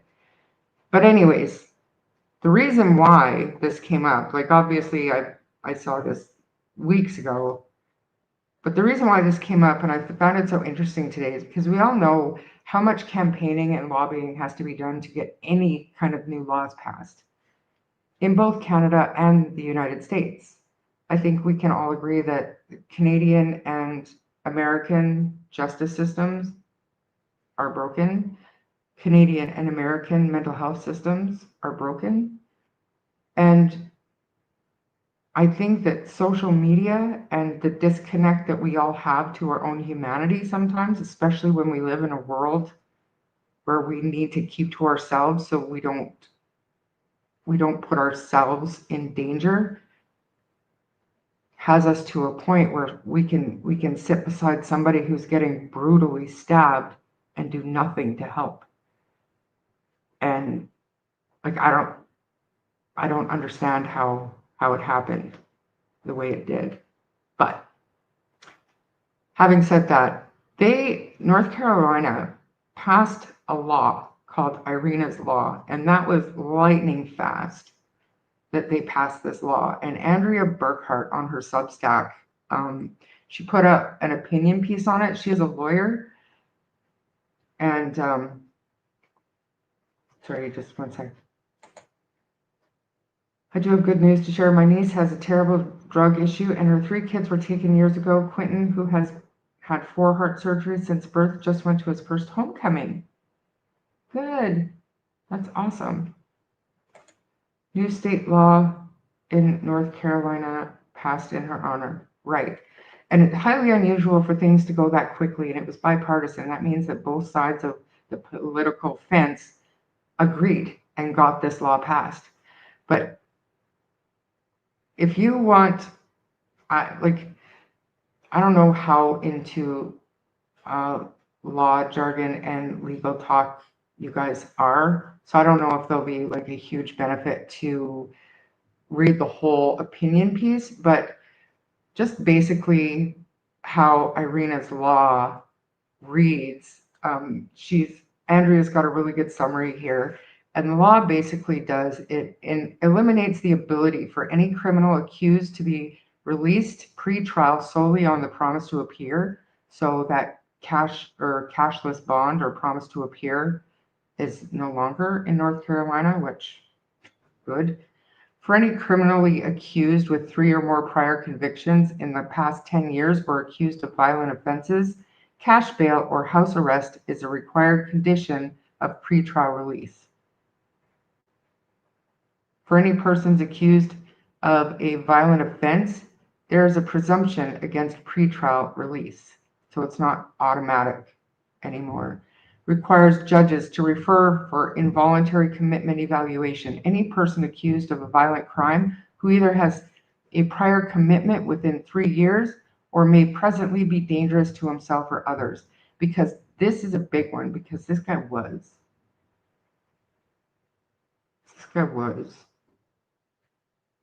Trying to keep my eye on chat, but I know I'm missing stuff. Requires arresting officers to report to judges any behavior observed during the arrest that may indicate the arrestee is dangerous to himself or others, creates a new aggravator making murders eligible for the death penalty if they are committed while the victim was using public transportation. Interesting. Revises the procedures for judicial review oversight of the performance of magistrate judges.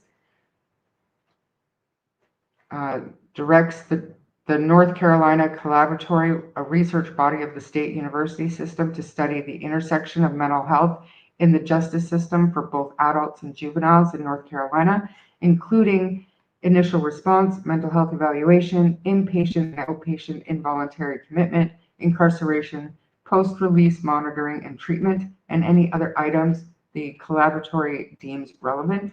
The availability of house arrest as a condition of pretrial release in each county or judicial district.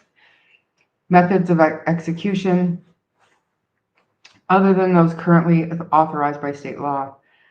Requires the decision on post-conviction motions in capital cases within 24 months of filing. Establishes a venue for post-conviction motions in the county of conviction. Revises death penalty procedures. That doesn't apply to this. Allows a judge to extend the probation for 1 year for a juvenile convicted of certain felony offenses if the judge determines the extension is necessary to safeguard the community or protect the welfare of the juvenile. And then this stuff is the juvenile stuff. And then medical providers who examine for involuntary commitment individuals with a violent felony conviction within 10 years and a prior commitment within 5 years may not release the individual without a court order or a certification that the imminent risk has been remitted, followed up, appointments and medications have been arranged, safely or housing plans in place, and reasonable efforts have been made to contact next of kin or designated support person.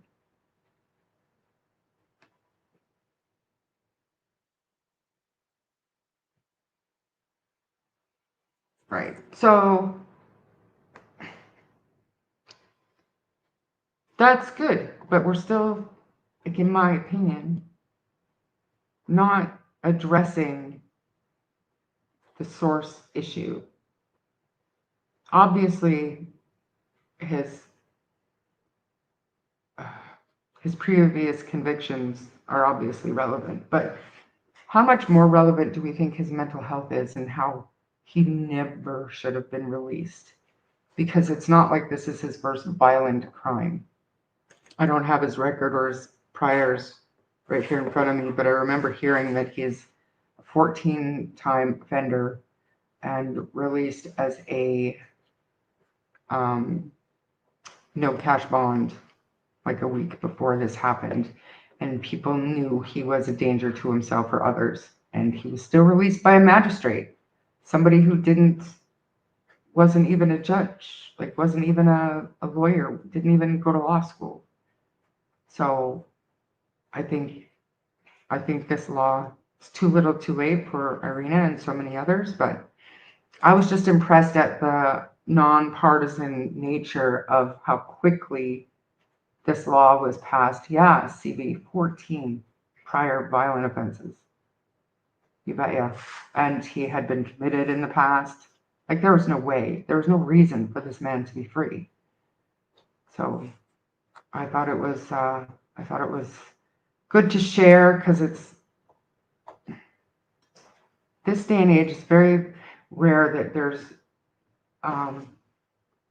positive outcome of such a violent act, but to see something go through that quickly in a bipartisan fashion was exceptional to me. So time will tell if it makes a difference in North Carolina, but if it does, hopefully other states will follow suit, and then Canada as well. Hi, Joe. There is no mental health system in the U.S. Oh, hang on. Ian's on the phone. Hang on.